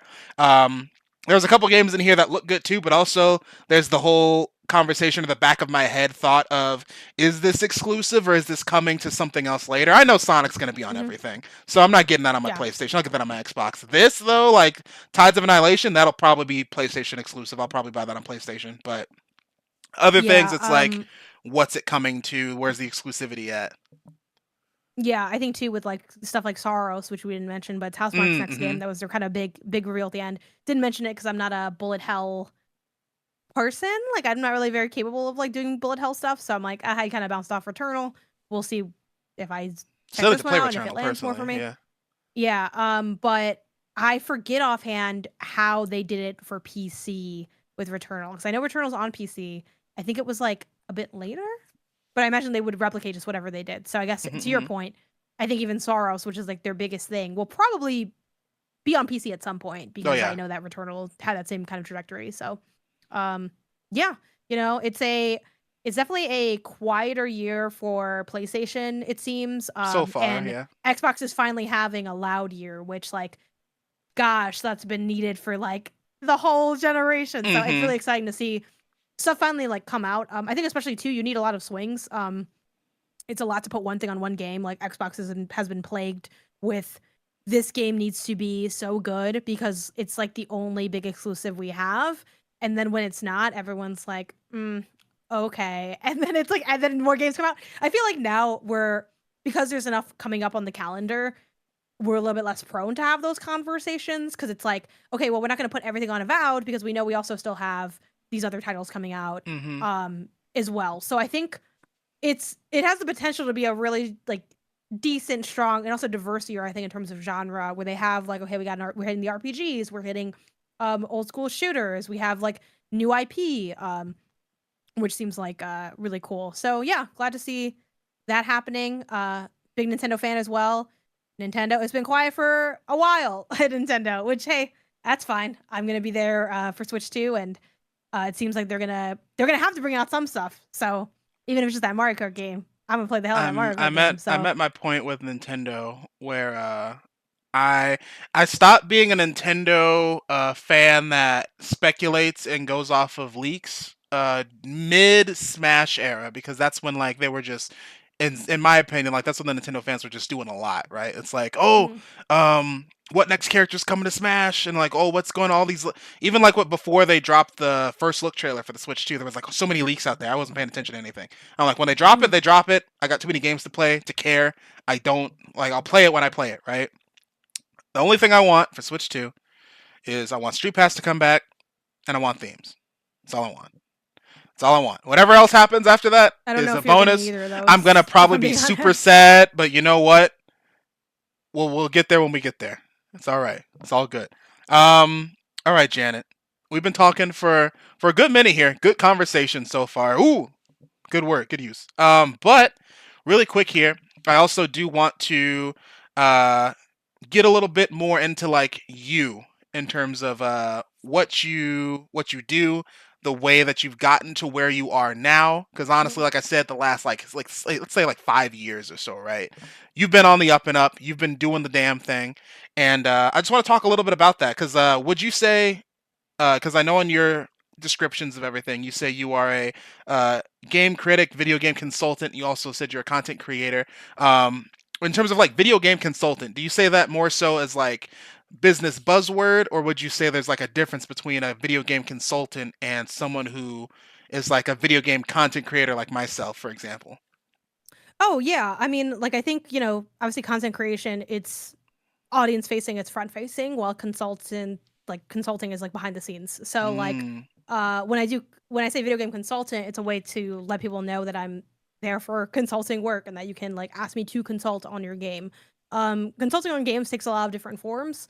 The form that I've done the most and that I'm like most familiar with, have done for like a number of years, is mock reviews, where you play like a pretty done build of the game. Obviously, it's not as done as the one that reviewers get, like proper reviewers. But you play that and you write a review the same way I write a review for any other game, and I give them that review, and that review is for internal use. it's like this is what people My might audience, say. not what people might say. This is what I say. So, Mm. but there's an element to also what people might say. So usually, I mean, not every mock review is a little bit different, but you just write a review the same way you write any review. So what you read on my website and how I write reviews, I do that same thing. It's the same. The only difference is at the end I add what I predict. I might add like score predictions, like people can request that as like part of what they want. So I do a Metacritic score prediction on that, and that is what I think other people will say, like what I think the consensus of all critics will average out to. And usually, just as like an extra thing that I do because I think it's helpful, I provide my rationale on that. I also score it myself. Um, Surprising no one if you know my content, I often am scoring it lower than what I think the Metacritic is going to be. I'm also often, not gonna lie, I'm right a lot of times on the Metacritic prediction, at least. Not necessarily my score, because again, my score and what everyone thinks, sometimes those are the same, sometimes they're not. That kind of just is what criticism is like, right? Mm-hmm. But if you know me from like kind of funny and like when I did Fantasy Critic, I'm very competitive in that league because I know how to look at a game and guess kind of what it's going to score. I'm even more accurate if I get to play the game, because then I have more information to go on than like, if you are familiar with Fantasy Critic, it's like fantasy sports, but for games. So you like draft games. You'll say, I'm going to draft South of Midnight, and you're hoping that it scores a lot of points because then you gain more points. you might counterpick something if you think it's not going to score. That's how that functions. Yeah, and that's basically what it is. Sometimes it'll involve an additional call with the like team, and by team I just mean people that work at the studio/publisher. It might just be like PR. It might be like someone more on the development side. It's usually someone more like relaying to development. But they'll like ask like additional questions about the game. Sometimes you do that in like a bigger group as well. Like it might be me and the other mock reviewers who I up until that moment didn't know they were mock reviewing the game because again it's all secret. Um, and then sometimes they might also include things like I've had surveys accompanied with the mock review as well, where on top of the mock review they also ask you a series of questions. Maybe they'll be scaled like a one on a, from least agree to most agree or something, like something like maybe like the combat was balanced well, or I was Mm-hmm. invested in the story, something like that. And then they'll break down that stuff. They might ask direct questions that are related to things maybe they're discussing internally. But yeah, I can speak more to like why that's done and what they kind of like in a way use it for, to the degree that I know. Obviously, again, I do my Interesting. service, I do Okay, whatever, yeah. and then it's done. But I can talk a little bit more about it if you have additional questions or things you want No, to hear yeah, about I it. was just I was mostly just curious because I was wondering, like I said, I was wondering if it was like a buzzword thing or if it was actually like a genuinely more in-depth thing, which it does seem like it's like a much more in-depth thing. Um, in terms of like your like how you got into a position like that with doing video game consulting and things like that. Like I said, you've done guides work with IGN, you've done other video game journalism in terms of like writing articles, which you also do on your own time and things like that as well. Like, how did you end up in a position where you can do that type of thing versus like other paths you could have taken? Yeah, I think I'm trying to think back to like what my first one was and kind of how that happened. I think frankly I was reached out to about it. I think a lot of my consulting work that I've landed has been people reaching out to me. I've reached out to maybe like one or two people, or I've been in conversations that are like kind of more organic. Or a lot of times too, when I give out my business cards and stuff, I'll mention like on my business card it mentions I do consulting. So it's like people can always hit me up for consulting if that's a desired thing. But yeah, and then also some to a degree connections as well. Once people like know that you consult, which I talk about somewhat often, at least like thrown in there, I try to make that public facing to a degree. They'll say like, hey, I have maybe someone has a project that they don't want to do or they're not a good fit for. And they'll say, hey, I know you do consulting. Are you interested in this? I can pass your name along.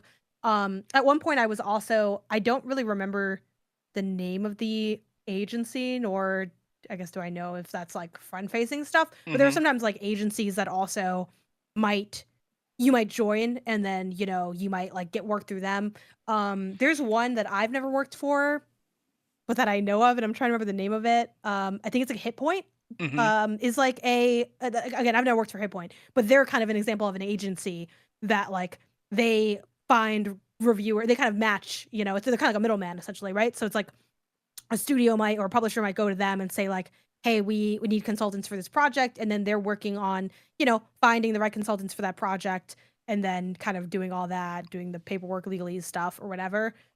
And so those are the kind of the ways that I've gotten into it. I do really want to post more about it and do more mock review stuff, especially this year. Every year I work on it a little bit because I always like have different clients, but I really like doing it. Like kind of I guess to get to like what maybe also made me take this path. Well, one, I didn't even know you could do this for a while. It does make sense in a way when you think, like, oh yeah, I guess I could see why people would want that and to be useful. But it wasn't until like talking to other people that I was even aware that that was like a sector of the industry that you could do. And criticizing and doing criticism is my favorite facet of the industry. It's like why I have a website to be able to write. Mm-hmm. Love podcasting as well, but it's obviously a little bit more casual criticism because it's on the fly.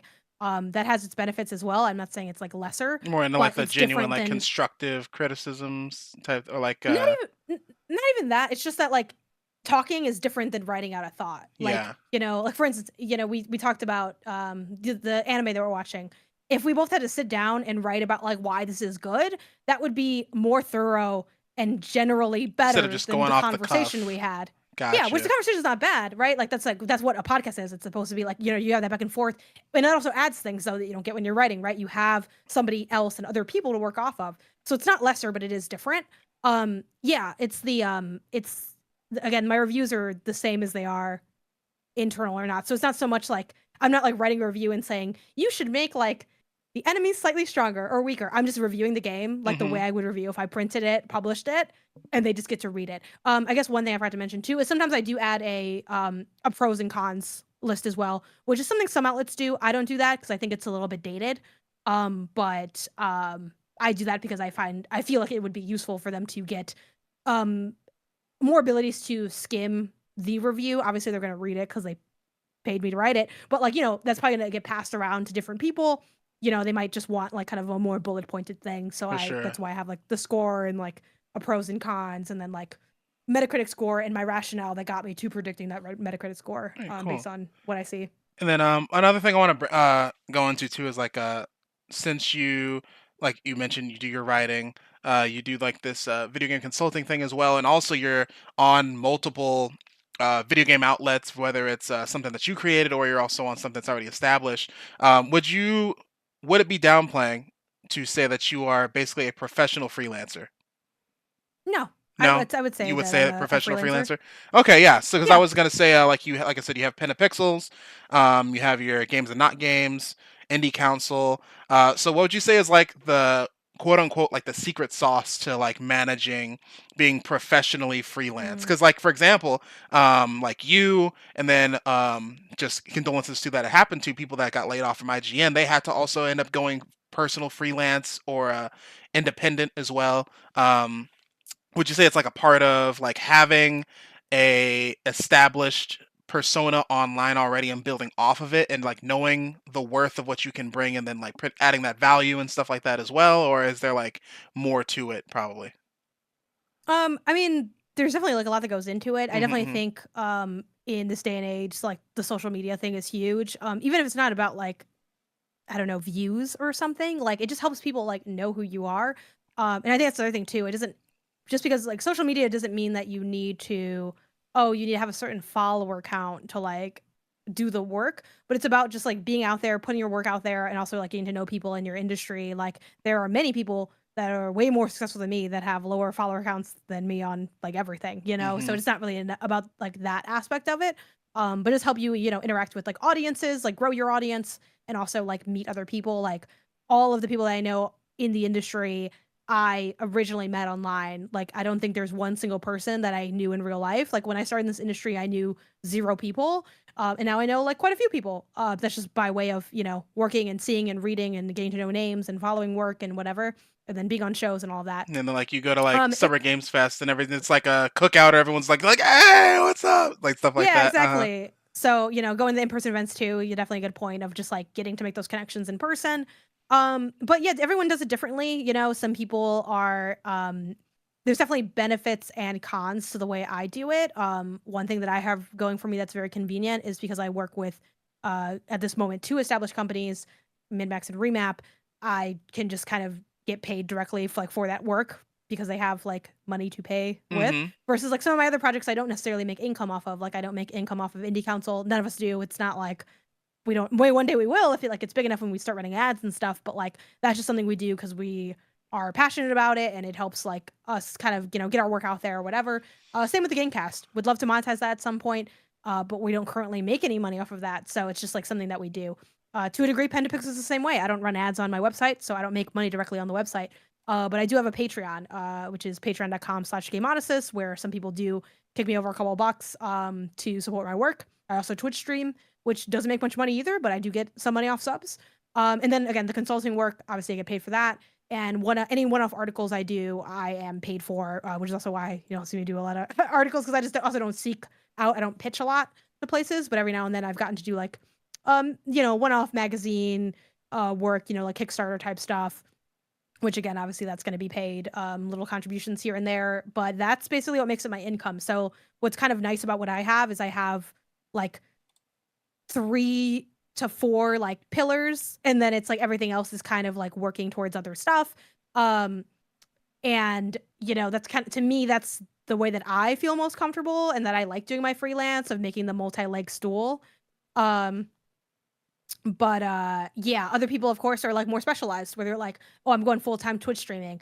And the benefit of that is they can really focus on that. They can like put all their energy. Like one thing, you mentioned before, the socials are so tough. Like I do so much work and I feel like people see so little of it because I need to like be better at promoting it. Like that's something that I think all of us could use, improvement on. But yeah, so there's different ways to like go about doing whatever you're doing.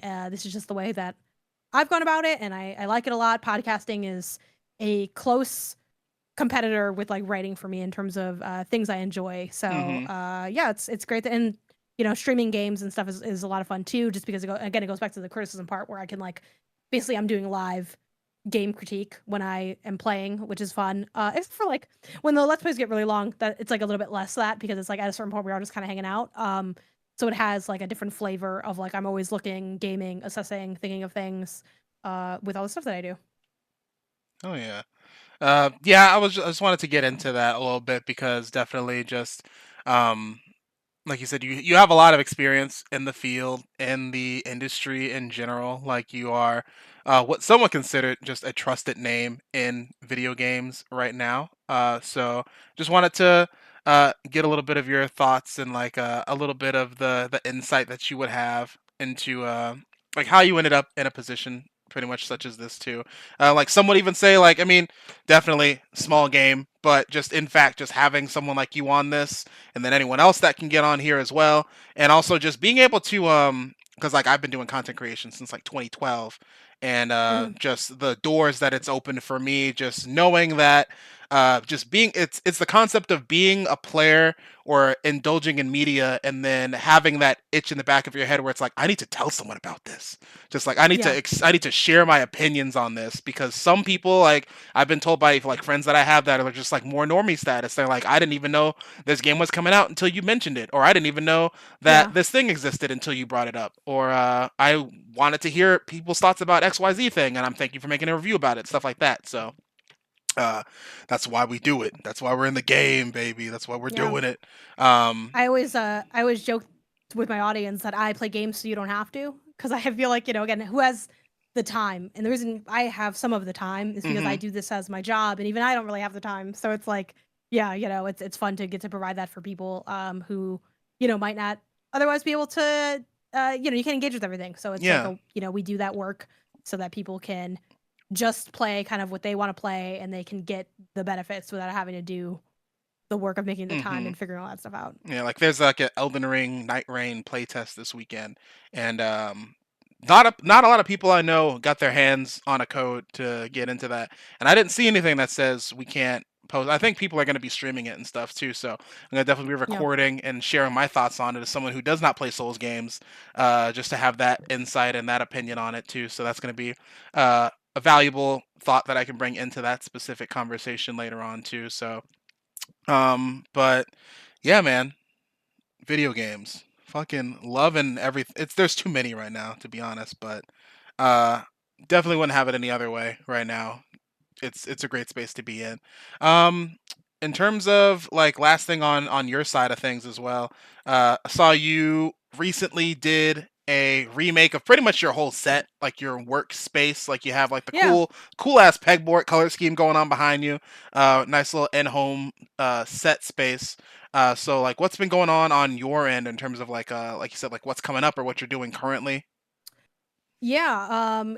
It is the working the same temples that I have, but trying to make them better. So again, stuff I do is I write, I podcast, I do short form video. I'd love to just get back into long form YouTube videos as well on my channel. Right now my YouTube channel is basically just like where I put my VODs. But I'd love to make it more than that as well. But yeah, really with this studio space, we my fiance and I wanted to create a space that we can both like work and make content in. He also has had a desire to like make more content. That's not really something that he has done a lot of historically. He is a like on the web dev side of things, sometimes dabbles in game dev too, but that's kind of like his profession, his career. And is like, I've been wanting to make content with you like for forever. So like we should like, have a good space to do that. So we kind of did this remodel of the we have a 2 bedroom which uh we're like we really need to have some space where I can like do my shows and like we don't have to like worry about like running into each other and stuff. Mm-hmm. But really just converting it to make it more practical because before this was very much like my personal office, which was like fine, but it had a lot of like decorative stuff that just kind of made things like not that functional. Mm-hmm. That made it really hard to do anything that wasn't just me playing a game. Like having another person was really tough in the room. And now it's like, okay, if we want to do, our podcast together, we can do that really easily. Having guests over is now way easier too. Like I had Alana Pierce was a guest cohort for the month over at MinMax, and she got to come through to do a stream with me. And it's like having a space where it was like somewhat professional and like, well lit and like not blazingly hot, and like where Yeah. you have like a confidence monitor and like a good like gaming like TV to like check out, and all of that was just like so useful for that kind of thing. So it just kind of like creates more opportunities for that stuff. Also just kind of creates like a better zone for like, boom, this is just where I like do my content Mhm, and the I'm just lock-in working in area of the here. house, yeah. Yeah. Versus like before, like I also was like using the closet as like my closet. So like my clothes were kind of here. So I would like come and do a lot, it was just kind of a little too multi-purpose. And now it's Mhm. like all business. And having stuff like a really good mic and a really good camera, which I've never really had. I mean, I had good enough stuff. You don't need too high-end equipment to work in this industry. And if you listen to gaming podcasts, there's plenty of times where like guest jumps on with just the AirPods, and like it's not that bad. So it's like whatever, right? But Mhm. having like really good mics, really good camera. I think it also another great thing about like doing any type of improvement on your setup, even if it's not as big as like the one that I did on mine, it just kind of like boosts you up to like want to make content. It's almost like getting like it's when you get that new thing, you get When like you really just excited got at least that like put for that the investment into it. exactly. You're like, I really want to use the tripod. Let me make some content right now. Let me do something. Let me record something really quick. So, yeah. So it's been just really cool to have that, and just also just make work feel a little bit better.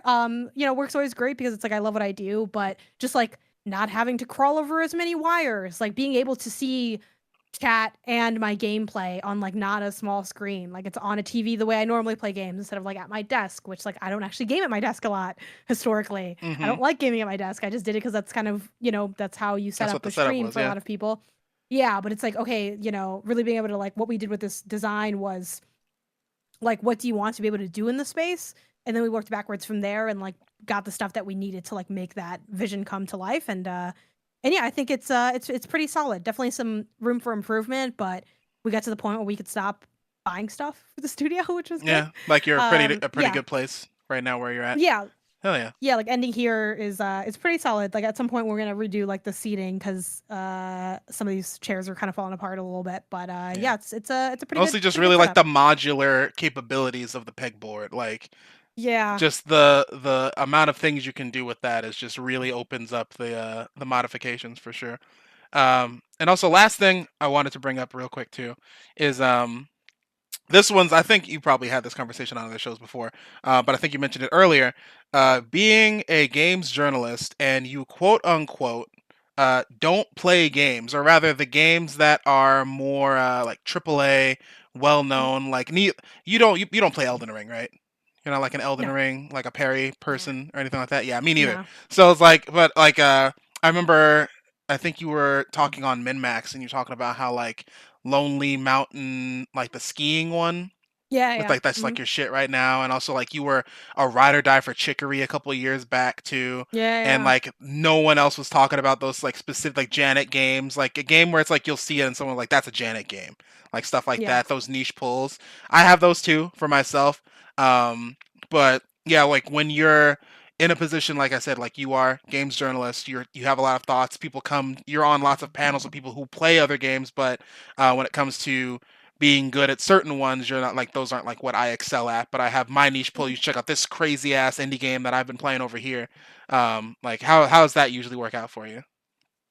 I guess like what do you mean by that? Like in terms of like making content or I guess like yeah, in terms of like main content, I guess like being on like podcaster shows and people are like, let's talk about I guess we'll say like Monster Hunter Wilds when that comes out, and oh, you're like, okay. I'm not playing that. I'm playing Well, something else it's or pretty something. easy honestly. I have a really convenient setup in like what I do.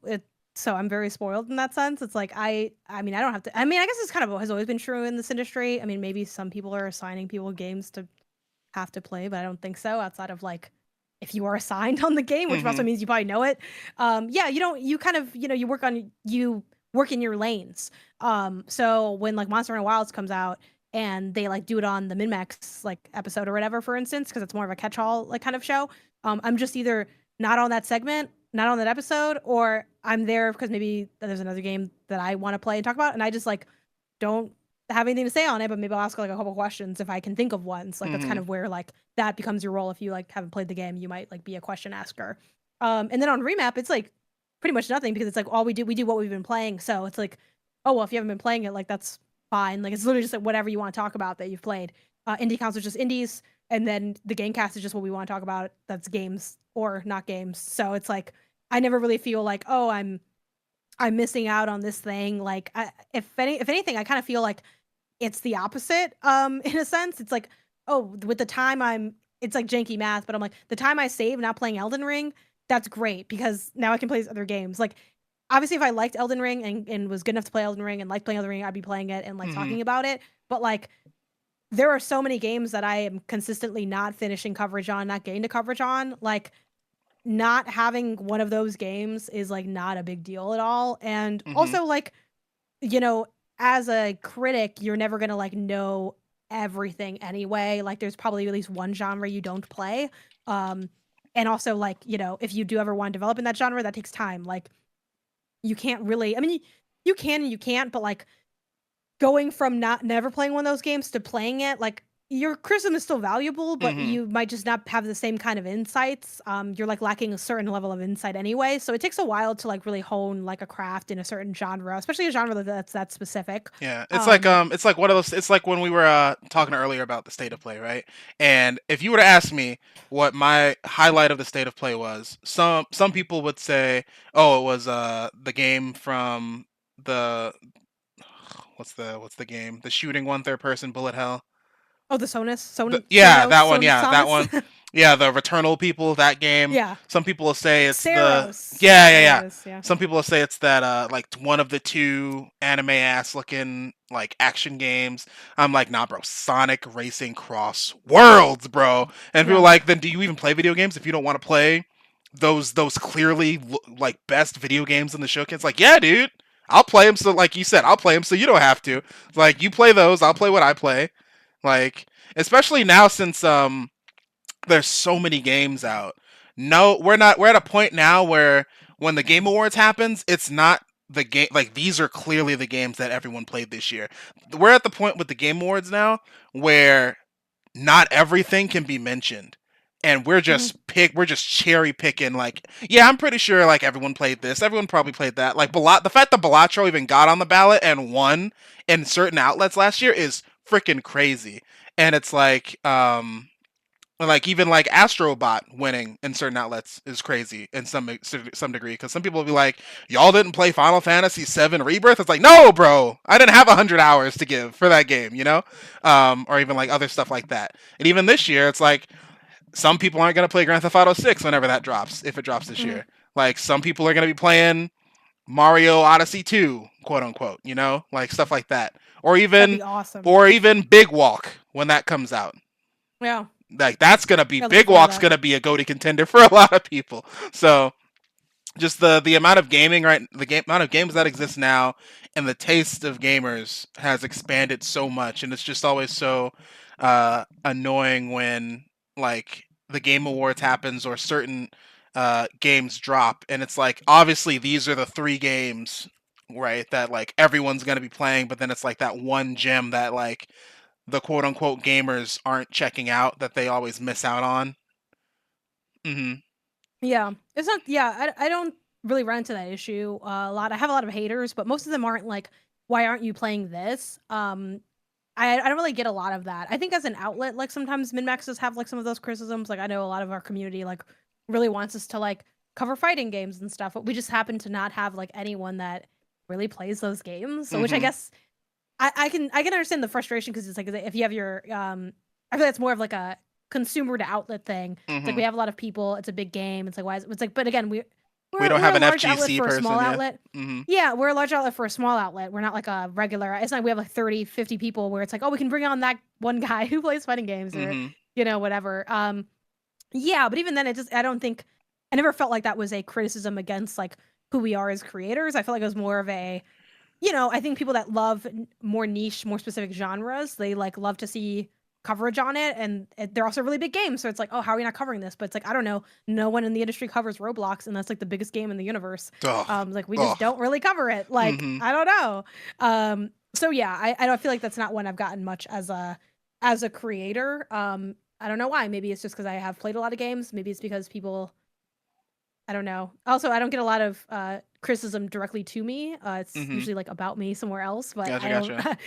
A lot of those people don't really seem to want the smoke. So I don't know. But maybe I'd get more if I seemed less how I Yeah. am. Because like even in But terms of yeah. like your I guess your big six. We were talking about Mhm. Nintendo Big Six earlier. It was like you got Astrobot on your banner, Yoshi, Chicory, or Yoshi. I'll just like call it The dog Pizza. from Yeah. Chicory. Yeah. Uh, Yeah. Little Gator, Daxter, and then I don't know who this next one is on the far right here. Yeah, I forgot his name, but he's the dude from Before Your Eyes, like the boat Ah, Before people Your Eyes. guy. Okay. This was I've been waiting to actually shout this out because I am doing a redesign on all my stuff slowly with this person Oakley made these for me. Their Mm-hmm. handle on Twitter is Workman Studio and their handle on Instagram is Workman Studio. So I've been meaning to like shout them out once I get the full stuff there. But yeah, they made me this banner. They made me like a couple like panels for my like Twitch and stuff. I just have been like, you know how it is. Like you start the year and then you're like, okay, like I've been wanting to do this thing. Yeah, it's hard to get it all together. But shout out to them for making those banners that kind of show a little bit of my gaming taste I still in gotta there. play a little Gator game. I have it on my desktop. I still need to open it. I know it's like maybe like a Yeah, 4 or 5 hour bit, but yeah, it looks great. And really then it's cute getting that little DLC. it's getting that DLC. Yeah, Mm-hmm. with a cute little like. I wouldn't even say it's like a Zelda like. It's more of like a short hike. Like if you like a Yeah. short hike, you will like a little Gator Short game. hike was my jam, bro. Yeah. That was a great Hell yeah. 2 hours on a random Saturday evening. Hell Great, yeah. great game. Also, Chicory, really quick, since Mhm. you like Chicory so much, I played through that I think a year and a half. No, early last year I played Chicory, and I was like, I've got to talk to someone about this. And I was like, damn, no one's around here. But yeah, you said you that like that was like a game that you really clicked with. The narrative of Mhm. Chicory was really good, mostly because like Yeah. from a creative standpoint. Like that was some strong shit in that game, like where it's the whole imposter syndrome thing, the whole like the like pizza, like the dog is just like I have no creative prowess in my body, but then the person that she looked up to, Chicory, is just like, oh, you're super creative. Like I love everything that you're Mhm. doing, and it's just it's like that whole thing where it made me think about like in terms of like content creation and what we're doing right now, right? Where it's like I'm doing what I'm doing, and then I reached out to you, and I have you on here, and then I try not to put people on pedestals because I know at the end of the day Mhm. we're all doing the same thing. We're all just taking different paths. We all have our own keys to success, and we're all opening different doors, you know. But just in terms of like the narrative of Chicory, where it's just pretty much everyone can be doing stuff like this, but it's just Mhm. everyone's path is different, everyone's approach is different. That's like why I like doing content creation so much, and also why I like reaching out and talking to different individuals and hearing everyone's stories, because it's just powerful stuff, you know. It's really cool. And I'm sure like you've even encountered different people in the space over Oh time where yeah, for it's sure. like, oh, you guys have this outlet that you're doing this thing, you're talking about this specific hyper specific game or something like that, or even like certain devs, they make some wild, wacky game, and you're like, man, that's crazy that you guys are here in this space and you were making like a game like Yellow Taxi Go Vroom, you know, like stuff like that, you know, it's just real cool. Yeah, exactly. hmm just an open-ended thought, really cool. Man, Chicory was such a good video, good music Yeah, too, Trigger's great great. soundtrack. Lane of hmm Rain always kills it. hmm but yeah, I think with that, I think we're at a pretty good stopping point for this conversation, Janet. Thank you so much for being here and indulging me for like this last hour and a half or so. And also shout out to Yeah, anyone thanks for who having is me. hanging out in chat live at twitch.tv/ConMenRDW for the live conversation. Like I said, we're going to be tossing this on YouTube so you guys can listen in post and enjoy it at your listening pleasure there. I mean, we've already pretty much had it on screen 50 different times throughout the show. But last thing, Janet, hashtag shameless plug yourself again. Where can people find you and your works? Yeah, I'm across social media on all platforms under the handle Game Onysus. That's Game Onysus. My Twitch, same deal, twitch.tv/Game Onysus, youtube.com/Game Onysus, and patreon.com/Game Onysus. Again, that's Game Onysus, Game Onysus. So yeah, check me out there because I post about my work, my thoughts, and everything in between. And then in my social bios, they all have like link outs to again, my website, which is pen2pixels.com, and also just my other podcasts that I am doing and working on. Oh yeah. And then also with me, you guys can listen to everything for ConMenRDW. Pretty much just look up ConMenRDW on most social platforms and you will find us there. YouTube, Twitch primarily. Then also you can find us on TikTok at DaveedRDW. That's DaveedRDW. But you can also find me on Blue Sky, Instagram, and other social media platforms under that as well to figure out what I'm doing. And like I said, also you can catch me and the rest of Team RDW over on the Commentary podcast on Thursdays, 7:30 p.m. Central Standard Time for the weekly Geeky Nerdy show for Geeky Nerdy people, where it's me, Mark Not Mark, King Two Darks, and AG Back Tech talking about video games, tech, sports, and other geeky nerdy stuff throughout the week as well. So definitely catch us over there. Today is a Thursday, so we're going to be recording that later in the day as well. So keep it locked. And I think we also post them on YouTube as well. So definitely we go live on Twitch and YouTube at the same time for those two. So shout out to everyone who was listening. Shout out to everyone who was here, and also shout out to you, Janet, for sitting here and having a conversation with me. So next time we will see you guys on the next video. Goodbye. Have a good day. Bye.